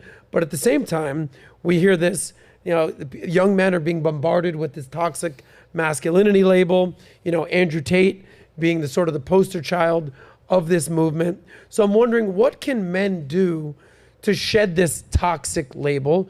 What can we do as men to be like, no, we're men. Women want men. We want women. I don't want to let the cat out the bag, but we believe that intrinsically there are two genders. It's funny how, like, in Youngstown, Ohio, in America, they're not having this identity situation, but in San Francisco they are. It's in America. So could it be what's in the water?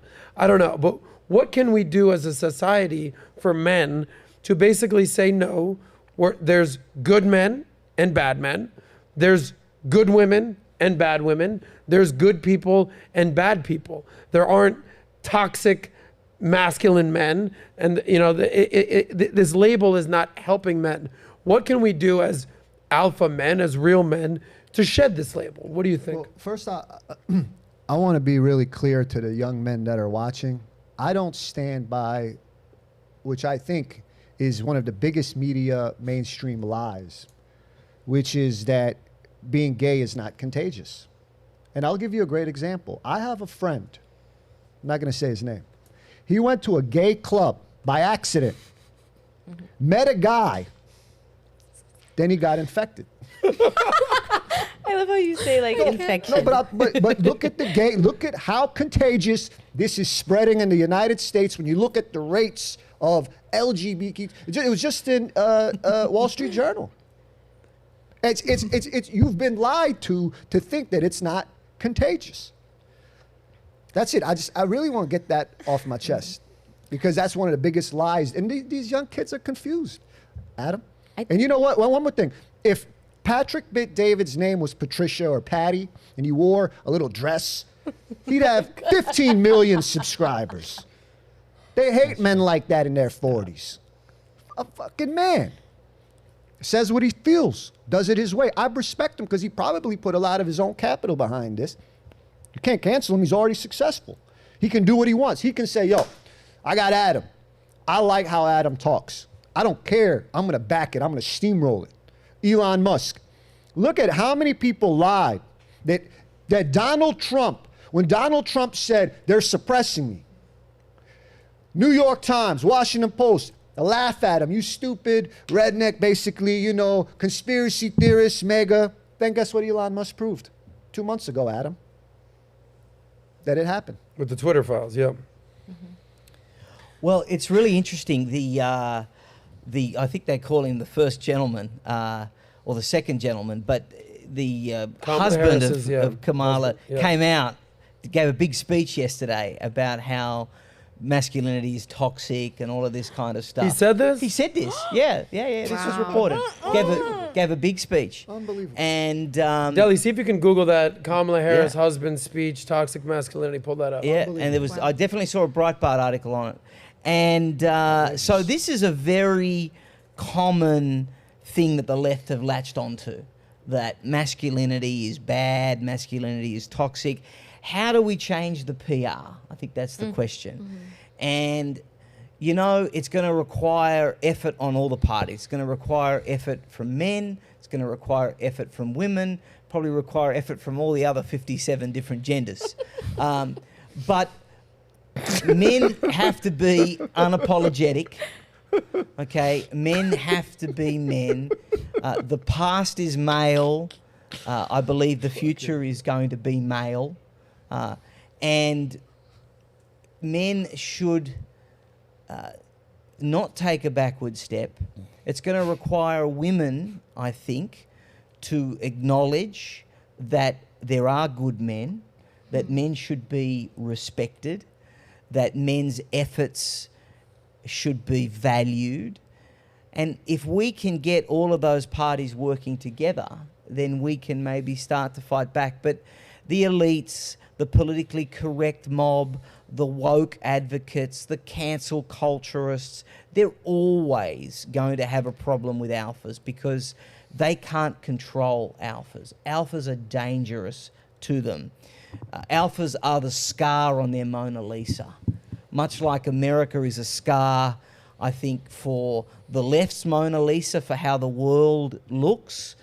They want America to be a socialist place so that it matches everywhere else. And so we have to be vigilant. We have to be passionate.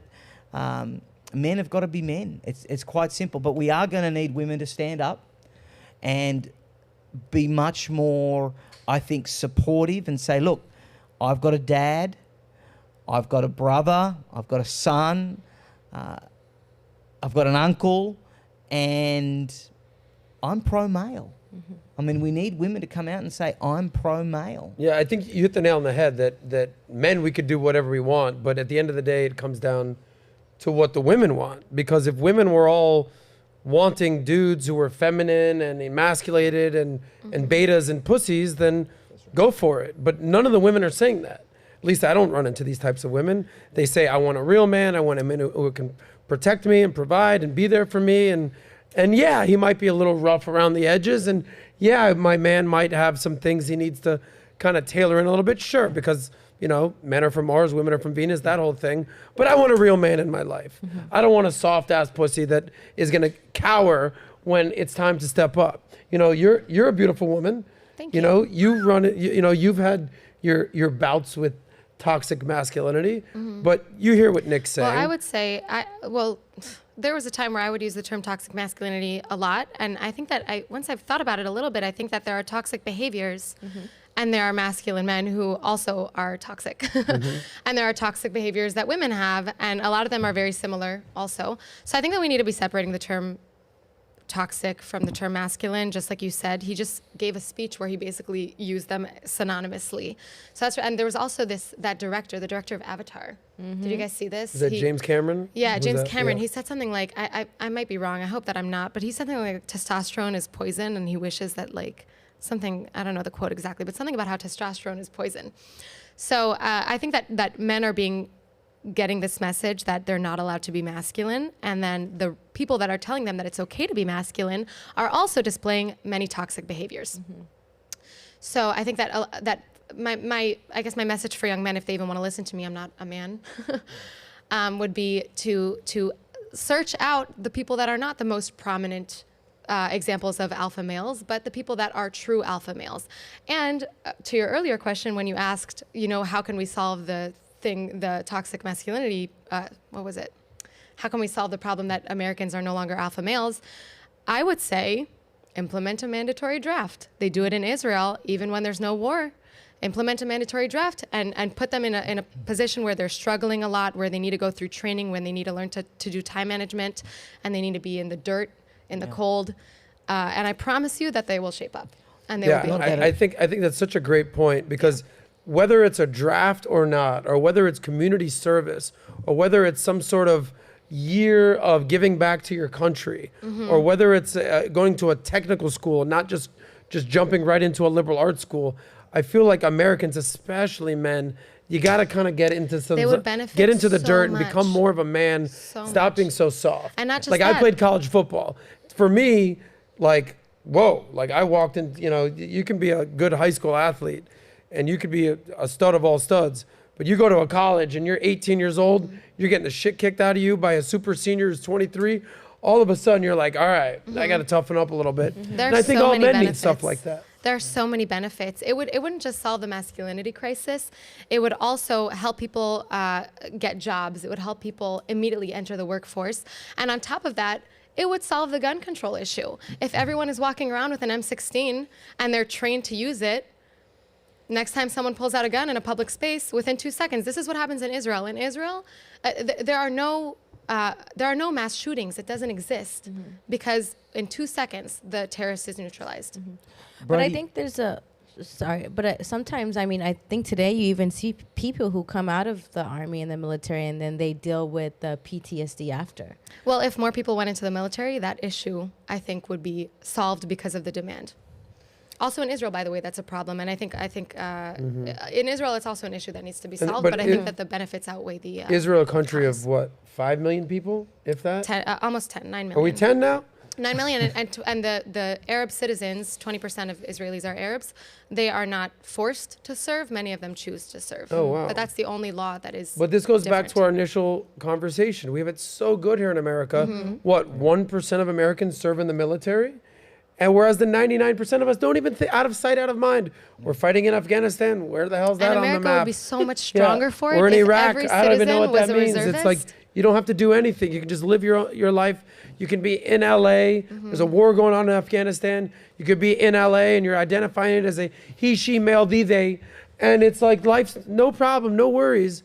Whereas like the real Americans are fighting wars, digging ditches, toughing it out, like putting in work. Whereas you just can kind of watch reality TV or live in fantasy land all day. Yeah. What were you God gonna bless say, our Nick? military. I wanted to ask a question to Brody and to Natalya, talking about masculine behaviours and that dynamic between men and women. So when I go out with a young lady, I like to order for both of us. Now, if a man does that, how do you ladies feel about it? Brody, you want to go first? Sure. You're talking about ordering food, drinks, diner. Okay. Yeah. So Like, you're going, does she even get because to I'm look- I'm paying the bill. Yes. And Does she get to look at the menu? And she picks what course. she wants and Okay. you just tell them? Or you pick for her? You say, and the no. lady will have this. yes. Does she tell you? Go ahead.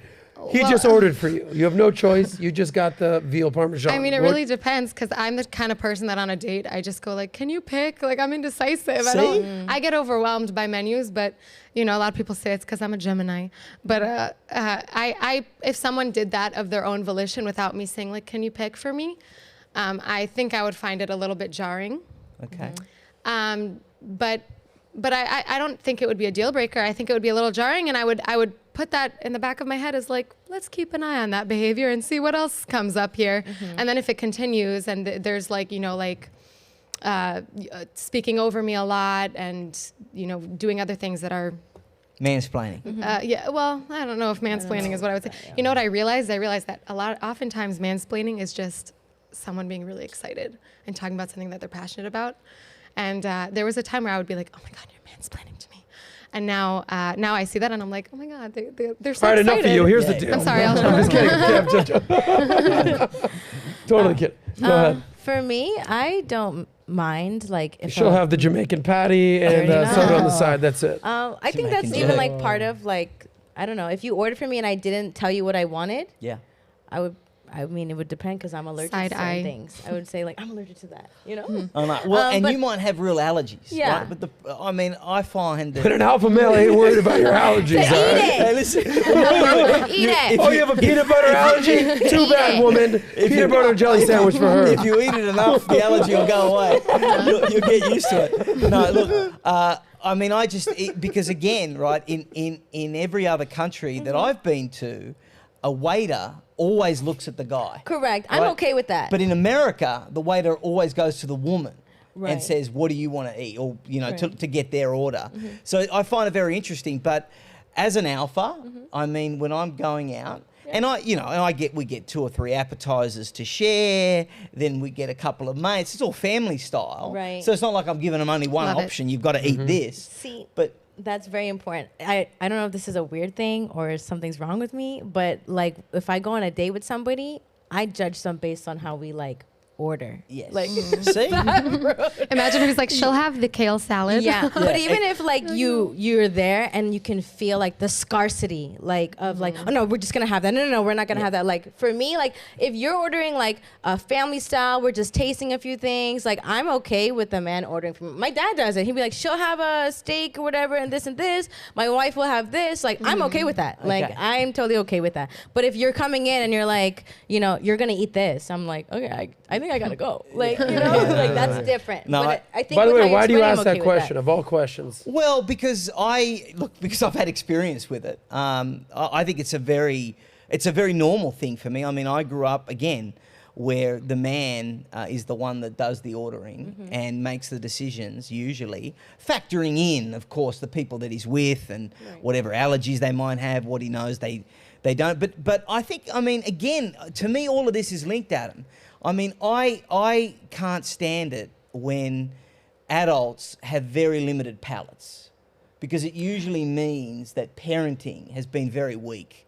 I don't know about you guys, but when I was growing up, I was forced to eat what was on the table. Yes, me too. Right? That is so true. I couldn't choose. And so, I often go out with women. Well, it's not just women, but men are just as bad these days. Yes. But, I often go out and they say, well, I don't eat, I remember this date I had last year.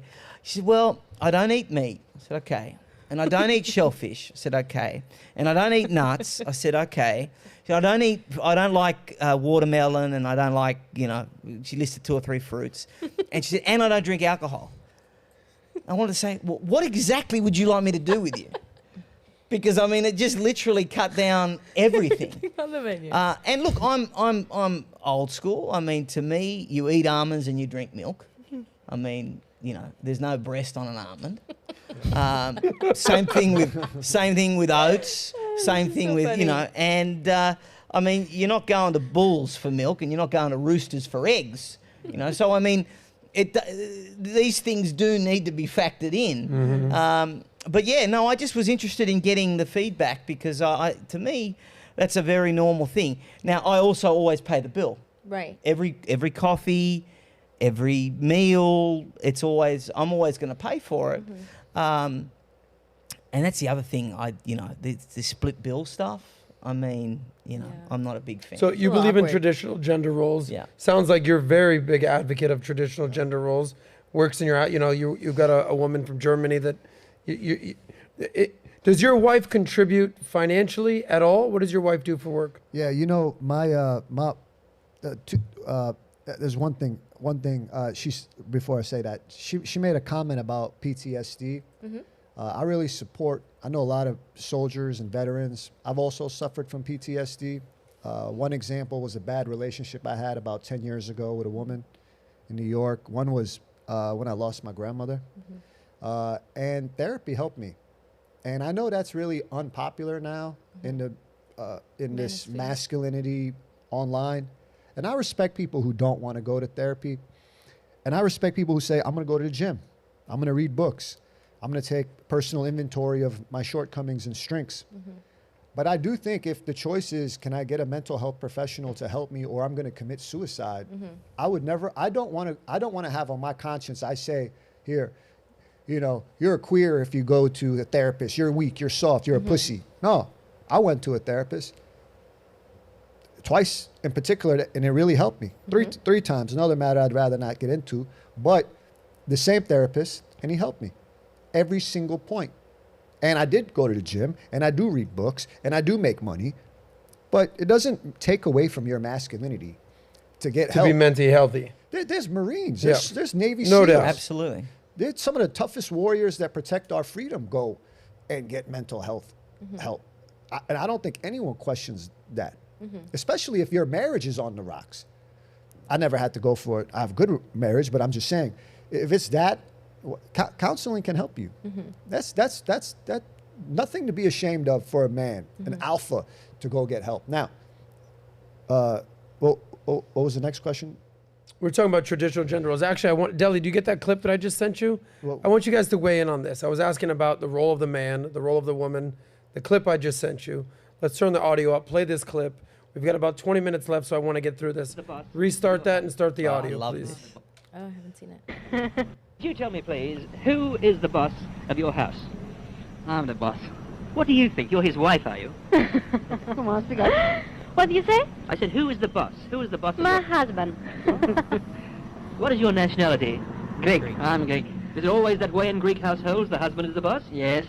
Don't the women, the wives, have anything to say about it? No. Could you tell me, please, who Okay, is the boss? so here's this guy, random interview, probably in the 50s, what have you, stops a couple on the street, who's the boss in a relationship? I'm the boss. There you go, buddy. Who's the boss, lady? Say that again, please. Oh, he's the boss. Boom. No lip service, no talking back. Does that make you uncomfortable? Like, is something like that traditional? Is that a turn on, or is it like, well, it's a little archaic? I can't imagine how good it must feel to live life on easy mode, just trusting your husband to do everything and take care of everything, and all you have to do is just provide a nice environment for him to come home to. Like, that would be my ideal. Yeah. But I think it's so hard to trust men to take care of you and protect you and provide for you unconditionally nowadays. I think it's the chances that you'll get into a relationship like that, especially in a city like Miami, are near zero. So I wish that's what I want for myself, to be like, what did you ask? Sorry, I was just so comfortable in my own, like, I'm so happy. Yeah, women do have that luxury of, if they can find a guy to marry that can protect, provide, be there, bring home the bacon, pay the bills, lay it down, all that. We always talk about Rebecca, this sigh of relief where she's like, Yes. oh, I can love just her. kind of like, what a life. Yeah. But men don't have that luxury. Men aren't just like, so, little old me, I get to just look pretty every day and wife whips out the break. It doesn't work that way, that mentality. But there must be some part of that women would push back. I would imagine that a lot of younger women, 25 and under, would see that and be like, that is disgusting. That is disgusting. Why would your man want to be the boss? So, but is part of that kind of like growing and realizing that being independent and being a boss babe isn't an ideal outcome? Well, I think women are having that reaction based on the men that they're around today. Like, I don't think the men like that in the video is more common today. You find like if you're asking, like, if you were to ask women today that question, they would push back, just because probably of the men that are around them. They don't feel like they can protect them. They don't feel like they can support them. They don't feel like, a majority of men can play that role. So by default, women are going to be like, no, I don't need a man because, I can do it myself because look at the guys around, So I think it's also, you have to consider what has grown throughout the years. And, those masculine men have not grown as much as women would have liked them to. So today, that answer like that wouldn't be as common. But I mean, a real woman, like, I would want that. I would be like, yes, my man is in control. He's the boss. He's the one with the final say. And, Now go make me a sandwich, woman. Go make me a sandwich. Nick, you wanted to weigh in on that? So look, that's very close to home. I mean, that was filmed in Australia. That was filmed in the 1950s. I was born in Australia, but I'm of Greek heritage. And that couple there could have been my grandparents. And yeah, I believe it's not Adams, it's Adamopoulos. Well, it is Adams, but Okay. I was born Adamopoulos. Gotcha. And so for me, like I was saying earlier, being of Greek heritage, I mean, it's a very big part of the Greek family, that the man is the boss, that the man is the head of the household. And I saw that and I loved that. Yeah. I mean, and can I tell you, those marriages there, they lasted. They lasted. And I've got to push back a little bit. I mean, I know everybody's experiences are different and everybody lives in different places, and you might have had bad luck with men. But I do think that there are a lot of men like that gentleman there out there. Yeah. But women haven't allowed them to be the male that they are, and therefore they've changed. And the moment that your girlfriend, wife, fiance's opinion makes you change your position, then you're lost. Okay? Well, here's why I think that is tougher to do these days versus back then. Why? At the end of the day, FTM, follow the money. Follow the money. Back then, in the 50s, women weren't really working. They weren't making money. They didn't really have the capacity to do that. Now, women can make money. So there's a phrase, in the manosphere, they say it's alpha lays, beta pays, or alpha fucks, beta bucks, meaning you want the top guy to bang you, and he's hot and sexy, and that's who you want. But at some point, you're going to need some money to live your life. So you'll deal with a beta type, a balding CPA as an example, or just some guy that isn't making a ton of money, or that some guy that'll at least pay the bills, but hey, at least you're safe. These days, women are obsessed with lifestyle. They want to be able to live, they want to Instagram, they want to have a great lifestyle.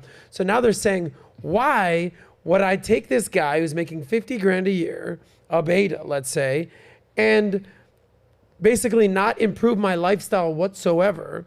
So unless I have a top guy, an alpha, I make my own money. I don't need a man. So that's the difference between back then and today. Yeah. Back then, an average guy, an average worker who's a union worker working in the railroads, in the coal mines, whatever, because he was working hard, he could get a woman that would be loyal and so happy to have that lifestyle because she's not working, she's not making money. She's like, my man's taking care of me.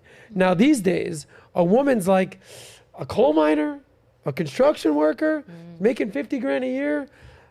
I can do that myself, being, working at whatever job, being an editor, a photographer. I don't need that. So unless you're going to improve my lifestyle, unless you're making double my income, I'm good. And that's why so many women will prolong relationships. And they'll be like, you know what? I'm not going to settle down. And what happens is they enter what's called the epiphany stage. And they go, you know what?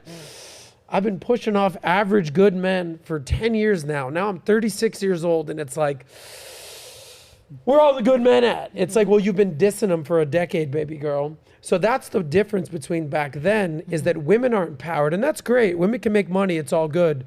But is it at their own expense? And I think that's sort of the situation.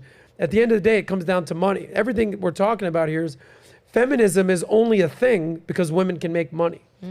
Men basically don't have the opportunity to say, oh, you need me in your life. It's like, well, why do I? Also, society benefits from the fact that 50% of the population has joined the workforce. Right. Okay. So they have more worker bees.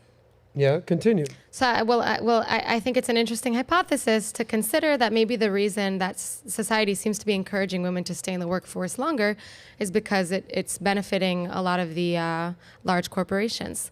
I haven't thought about this enough to really have a strong opinion on it, but it was something that came up while you guys were talking, and it made me think a little bit. Well, let me ask you guys this.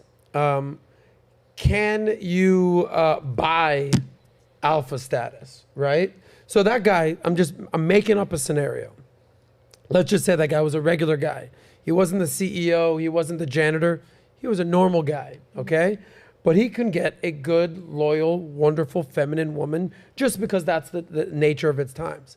Now, these days, I'm wondering, depending on, does money make you alpha? Meaning like, you can be a cop, a bodybuilder, right? You could be a construction worker, but maybe you're sort of living paycheck to paycheck. You're not living a life of luxury.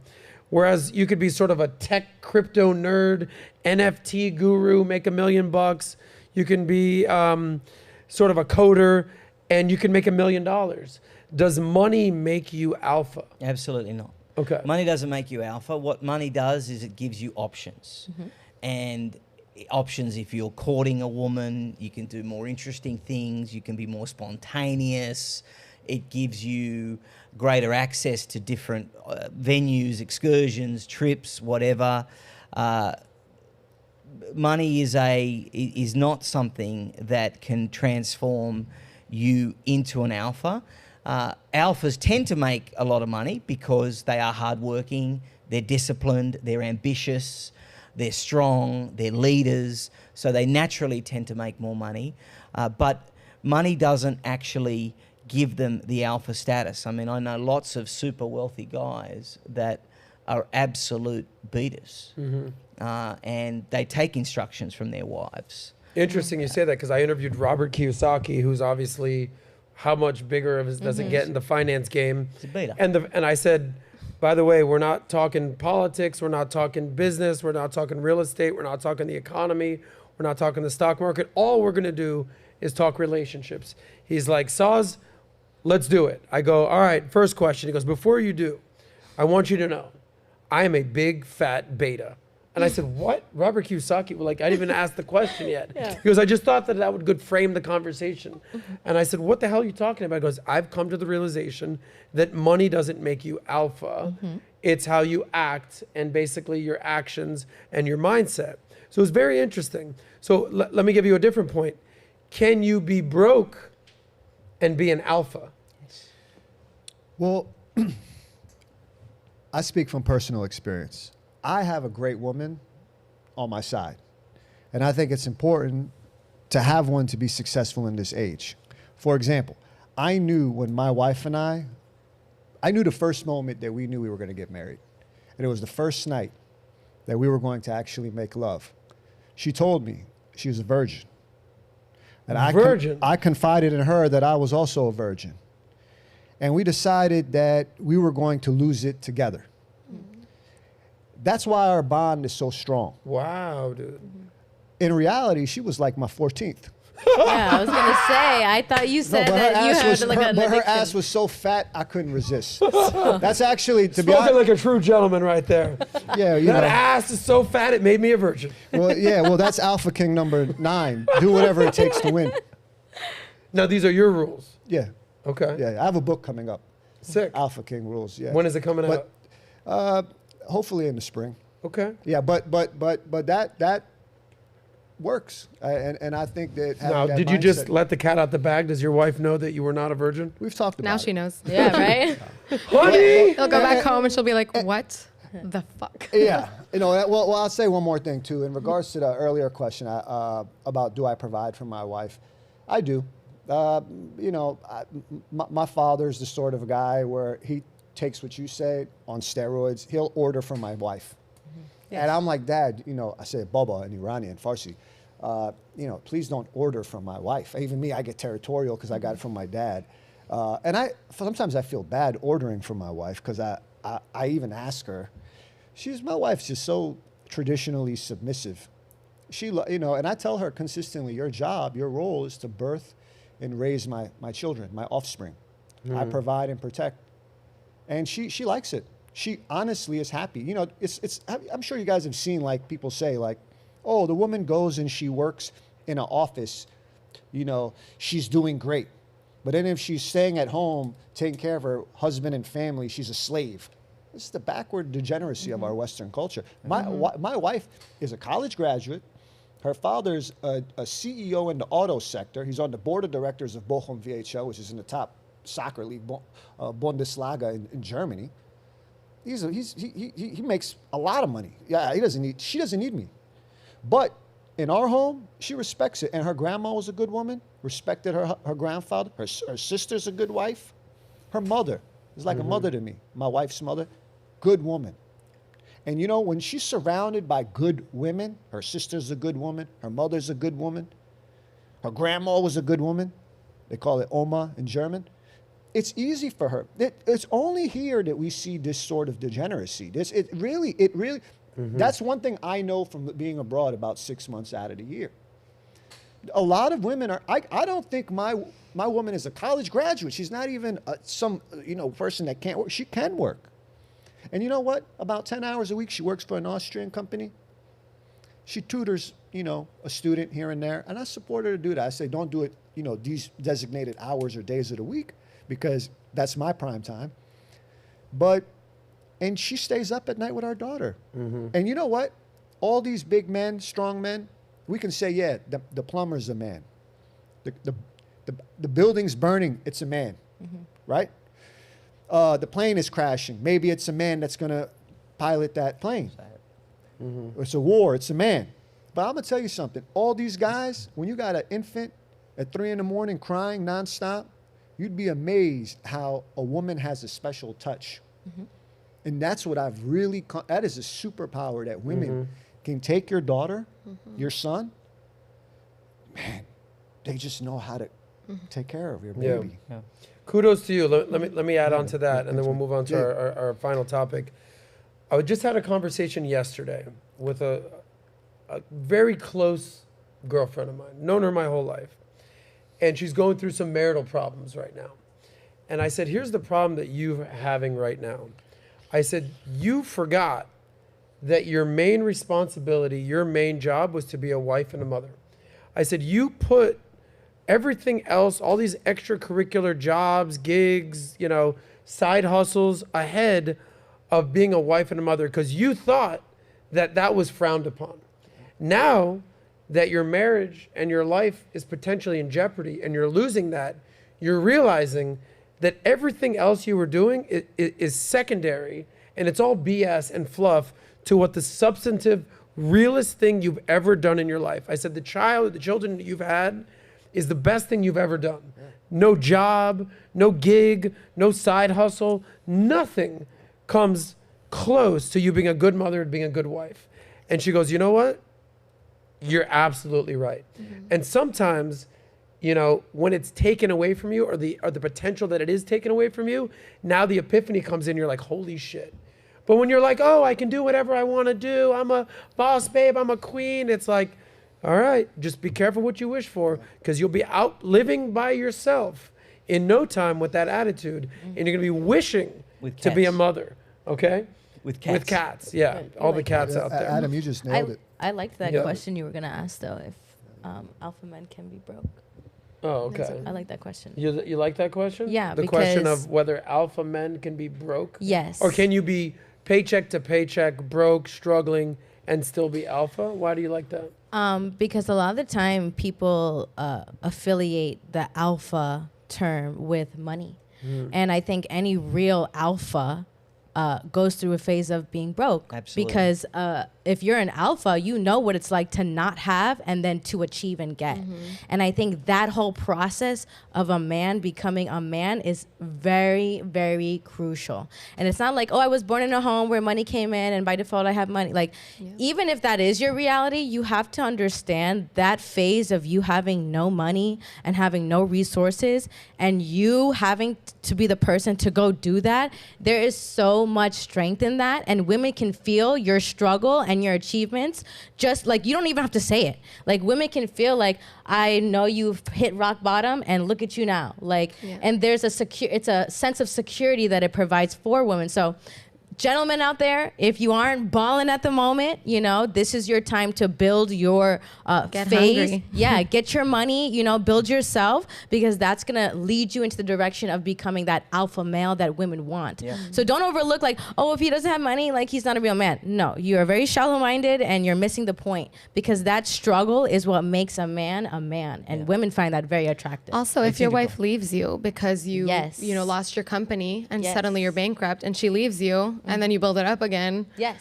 like you should find a woman that won't leave you even when you're broke. That will Exactly. have faith in you that you can build it up. All right. Zero. Well said, guys. Last topic. We talked about basically a man being the provider, being the protector. Let's talk about being present for your woman, okay? For your wife, or for your future wife, or for the lady that sat next to you on the plane that you might have just jacked Missed. you missed that out. He was trying to get her. Could have been your woman.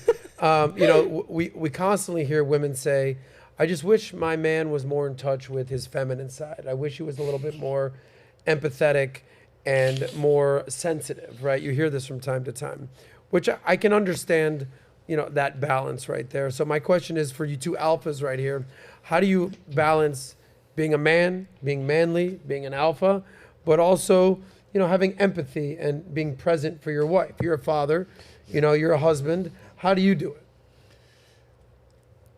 I think that there's great honor in praising your wife when she's not in the room. I look at what my grandma would want me. She went away to be with the Lord, but how would she want me to be? And she would want me to be good to my wife. I don't. My moral compass is not the degeneracy of TikTok's FYP. It's the moral compass my grandma bestowed upon me before she passed away, and that's to praise my wife. And I you know, I'll just leave it at that. I think I do my best to do that. I have a lot of shortcomings and weaknesses, and I try to be sensitive. I have a lot, you know, I'm doing my best every day. All right. Yeah. Well, keep it up. Thanks, man. Nick, by what age do you want to be married? Is there even a number in your mind? No. You're 38? It's the right. I'm 38. It's Okay. when the right woman comes along. Adam, look, alpha's at the end of the day human.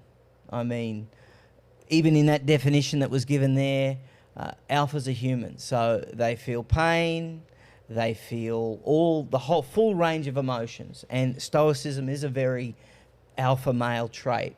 But alphas are also loyal. The most weak men are the most dangerous men. And they're the ones that are going to be disloyal and not be there for their wife and put themselves first. So I think, you know, it comes with that loyalty. Where men have to be careful is not ending up with the wrong woman. Yeah. And one of the things that men do is they're too nice, I believe. So it starts with you're obviously nice to the girl that you're with, you're nice to her mother, you're nice to her father, you're nice to her brother who's a bit of a dick, but you're nice to him anyway because it's the brother. And the next thing you know, you're going to the ex-boyfriend's barbecues. No way. Okay? That's usually how it goes down, because you're not setting the tone at the beginning of the relationship. You're not putting your foot down and making clear your expectations at the start of the relationship. And that's something I think that men need to improve, because it's just the reality that if you are weak, weakness is provocative, and a woman will exploit those weaknesses. Women like to be in control. It's in their nature. When a woman says to you, I mean, one of the greatest assets, secret weapons a man has, I think, is mystery and surprise. And I hate it when a girl will say to me, you know, I don't like surprises, because that's her way of basically saying to me, I want to be in control. So these are the things that I think young men need to be aware of. And by the look in your eye, Soz, I think you feel me. I do that, yeah. Spontaneity, I think, is huge. Brody, last word on this segment. You want to be surprised? Do you want to be in control? What do you think about what Nick just said? Do women actually want to be in control, or do they want the man to be in control, or they subconsciously think that they should be in control? Give us a little mindset of the women. I think women don't want to be in control, but sometimes feel like they need to if they don't trust that the surprise is going to be a good one. So I have a great example of this. I was told, oh my God, I have a surprise for you. And I was like, great, I'm so excited. And it was karaoke, like just me, him, and my girlfriend. And it was not the kind of surprise that I wanted at all. Like, Why, you don't have a good singing voice? No, I don't. And also, like, I feel like that's a group activity. You don't just do that, like 3 people. And I just remember thinking, like, oh my God, like I need to ask what the surprise is next time, because I don't want to be in this awkward situation again. So I think it would be the same. Or like a spontaneous trip, like I would love that, but you need to tell me, like, hey, have your schedule free from like this and this. Yeah. Yeah. Yeah, I think that's part of like the ordering thing. Yeah. Like, or even a surprise trip. On one hand, I think women do respect, hey, I'll be there at 8 o'clock, wear a cute dress, I'll see you soon, looking forward to it. Yeah. They love that. Yes. Okay? Cranks the track. But if you pick them up and you take them to a sushi restaurant, but they're allergic to sushi, that would have been kind of good to know. Yeah. Just Or if it's like, some hey, by tact. the way, we're going to such and such a trip, and they're like, I actually hate karaoke or whatever. So I think there's some communication that needs to kind of come down the pike. But at the end of the day, the man should take the lead, and the woman will gladly follow. The man should be thoughtful and anticipate what his wife would enjoy and what his partner would need. Okay. That's what I would say. Always have a plan B. I think women want to be understood. They don't want to be in control. I Yeah. think they want a man to be able to read her and understand her without her saying like, oh, you know, like complaining or, you know, saying, you know, like making a big deal out of something. Because if a man gives a surprise and it's a thought out surprise and you're like, wow, you listen to me, you know, like, Yeah. you know, I like this. Nothing more attractive than that. It's more attractive for a woman. But like if you, cause I've been with a gentleman where it's like, I have a surprise for you. And it was something that like he enjoyed. And I enjoyed it because he enjoyed it. But then I thought like, you know, when he left, I was like, I'm not going to do anything with this. Yeah. You know, like this doesn't make me like more attracted to you or excited about like more surprises. I think it's just a matter of like understanding your woman. And you do that through like just, you know, experience together, listening to them and, you know, dating. But I think that's more of where women. Last question I will have for Nick, and then we're going to read super chats and we'll wrap up Yes. with our happy ending. Don't worry about that. Sorry. One of the women will pick it up. You know what I'm saying? Jokes. I got to tell you a story, and I want to get. This is the difference between American women, especially women in Miami, and women in Australia. I was fortunate enough to go to Australia. I told you, to Sydney. I'm with a buddy, Brendan. If you're watching this, I'm talking about you. So we're two dudes. We're in our late 20s at the time, and we're eligible. We're single. We're out there looking for chicks. Boom. We're in Australia. And we see these two girls, pretty Aussie girls. We're like, hey, what are you drinking? You know, let's get a shot, drink, boom. Okay. So we have a shot with these girls. The girls then go, all right, we got the next round. I'm like, yeah, okay, sure about that. Sure enough, they go, what are you guys drinking? We're like, am I getting punked right now? This is not something that happens in Miami. You're a bartender. You know this. Girls aren't just like, we got the next round. True? Right. Very Never true. happens. So needless to say, they buy the next round. Okay? And I'm thinking, holy shit, these girls are buying us drinks. All right, either I'm getting punked here, Ashton Kutcher's about to show up, or we're definitely getting laid tonight because they're into us. Long story short, they were just that friendly. We had a great time. There was no laying, unfortunately. But that was just sort of the culture. I was shocked that these girls were like, yeah, we got the next round. Is that how it works in Australia? Because that's not how it works here in the States where we're at. Yeah, I know. Geez, it's a complicated story because there's lots of different reasons, but that is very normal. That is very typical. That girls. They said that we got the next shout. Yeah, the next shout. Yeah. So you shouted them around. Now they're going to shout you. Yeah, exactly. Yeah, and- I'm like, why are we yelling at each other? And I think that that was probably done for a couple of reasons. First of all, there's a concept in Australia of fairness. Okay, so it was fair that you guys had spent some money. Now it was their turn to spend money. And it was probably pretty clever on their part too, because they thought that they were eliminating any kind of expectation that might be coming if you bought the drinks all night. But then again, there's also not the... Here's the thing. I hate socialism. Hate socialism. But one thing that socialism does prevent is gold digging. Because in Australia, you can't impress a girl with wealth, right? If you don't work in Australia, you get $500 a week. There is no restaurant or club that a girl cannot get into on her own or with her friends that you could bring her to. There's no champagne you could order that she can't order. So when you have that dynamic, I've never had to think about a girl wanting to be with me for my money in Australia. In America, it's the first thing I think about. Because women need men in many cases to survive. That's the reality, and that's why so many of them want to get married so quickly. That's why so many of them latch on to a guy as quickly and as hard as they can. And so there is a gold digging element, unfortunately, which is born from the supremely capitalist. And that's my only criticism of it. I mean, I love capitalism. I'm all about capitalism. But in terms of that male-female dynamic, unfortunately, the gold digging is part of that here in America. It's hard to find. I mean, gold digging is an international. It's not just America, but it's more prevalent in the United States because so many women come from very little. Gotcha. Well, God bless America. God bless you gold diggers out there. And we'll gladly buy you a round of drinks, us successful men. Shout. Shout of drinks. Shout. Nat, give us some shout outs out there to the super chats. Yes. And then we'll go to the happy ending and wrap up. Cool beans. Alrighty, let me pull up the super. Okay, well, first, thank you all for the super chats. We appreciate each and every one of you. And of course, if you haven't, make sure you subscribe to the channel, like, comment, and do all those things. So we'll start at the beginning. We got Beaten Cheeks. Beaten Cheeks is here. It's our favorite guy. He said, Nima, when you began real estate loaning, was it a broker or independent? And how much interest rates were you starting at? I just started this process, but would love to hear you more on your approach. Real quick. I work I lend my own capital. I'm not working as a broker. So if you have any deals in the United States, I'm on Instagram. I don't want to. No, Yeah, go go. ahead. And you don't have to pay a broker. You can come directly to me. I underwrite it myself. You're dealing with me.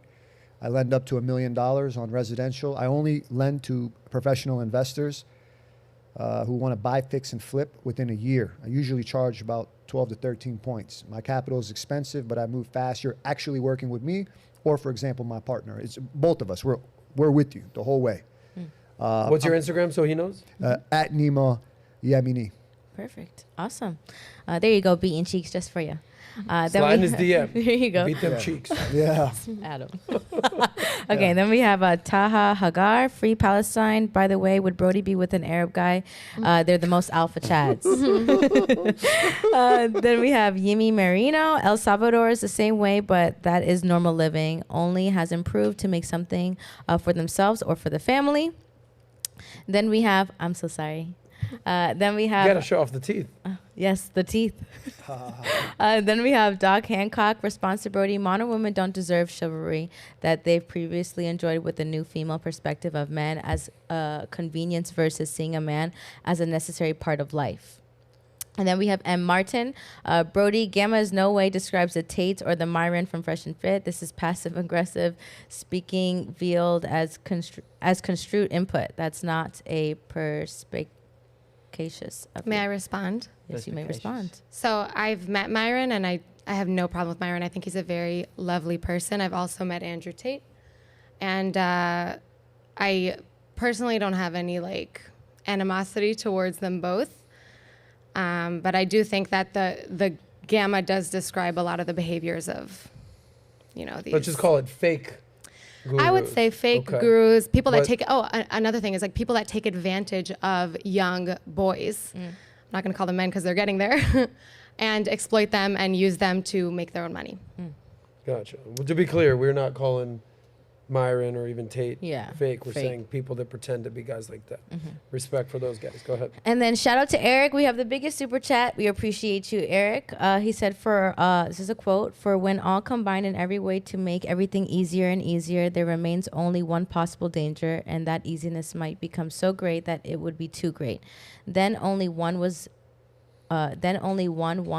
is left, that people will want difficulty. Soren Kierkegaard. Thank you, Eric. By the way, I'm very upset with who that person was because it made it seem like Nat isn't a good reader. It was just the the last sentence. Yeah, okay, exactly. Just the We're last working on Nat's reading skills, and she's doing great. They've been complimenting me Yes, today. I think anyone that watches Soscast practicing and is a for fan you. of Valuetainment realizes that Nat's reading skills have improved. Good Hooked job. on Phonics has worked for Natalia. Good job, team. Good job, team. Then we had FT3. When have Myron or Fresh and Fit called themselves alpha? Just to say, salty about the time on the show. And then we have M. Martin, a bartender giving men advice and not listening to Tate. It's like McDonald's, cook on being a financial advisor, or Ted Bundy being a dating coach. Then we have... Which I think is a bullshit comment, but go ahead. No, it's all right. Then we have Taha Hagar, also free Tristan Tate. Yimi Marino, real men are not afraid to seek help and show weakness at time. Took me years to seek help after Afghanistan deployment in 2004 and 2005. God bless you. Yes, God bless you. We appreciate your service. And then Duke of Canada, W. Nat. We love you. But thank you all for the super chats. We appreciate them. Make sure you guys like, comment, subscribe to the channel. We've got some big announcements coming, some big events coming as well. Yes. So make sure you guys put your bell on, do all those things because you don't want to miss it. I'm telling you, you don't want to miss it. And that's pretty much it for chats and everything. Sauce Man, if you want to take it away. Let's go. Final word. This is what we call the happy ending, where you guys can give a takeaway. You like what I did there with the happy ending. True alpha who hangs at Hooters on Valentine's Day knows what I'm talking about right there. But this is where you get to give your final thoughts, give a plug for whatever you're working on, and let the people know where to find you. Ladies first. Brody, go ahead. Thank you. Awesome conversation. Really had fun. Thank you for inviting me on. If you want to follow me on TikTok, go right ahead. My handle is Meira Brody, MEIRABRODY. I talk a lot about Judaism, Israel, Palestine, and some other fun topics. And that's me. All right. Nima, in the house. Respect, brother. Thank you. Drive some traffic your way and let us know when this book's coming out. We want to be a part of it. Well, just real quick, if I may, I'll make this quick. To your earlier point about people don't know how great America is, I take a 19-year-old kid from Ramallah. He's an Arab, Palestinian, and he knows I'm Jewish. And I took him in like a little brother. And, he works so hard on my team remotely while he's in Palestine. Doesn't hate me, doesn't make excuses. He works hard. So if you're an American and you're being lazy and you're thinking you're feeling entitled, the kids overseas now with remote work are going to steal your lunch. And that's a fact. The world doesn't owe you anything. Get over that right away because they're coming for your jobs. You can't blame American entrepreneurs for hiring other people who are willing to work hard. Now, that being said, I have an online trading education company I started. My business partner is actually Australian. Name's Pablo Heeman, one of the most famous crypto traders on social media. And we have a trading education company called pnandfriends.com for those of you interested in the Chinese equities market, stocks, and learning more about blockchain. Give yourself a plug on where to find you on socials. On Instagram, at Nima, Yamini, and my online trading education business community. We have over 50,000 members. It's pnandfriends.com. Respect. All right, Nick Adams with a book. Give it plugs. Go ahead. Yeah, there's lots of different things. Okay, so on Twitter, I am at Nick Adams in USA. On Facebook, at Nick Adams in America. My website is nickadamsusa.com. There's some great alpha male merch on there if you're an alpha male. T-shirts, caps, mugs, all of that good stuff. Check it out.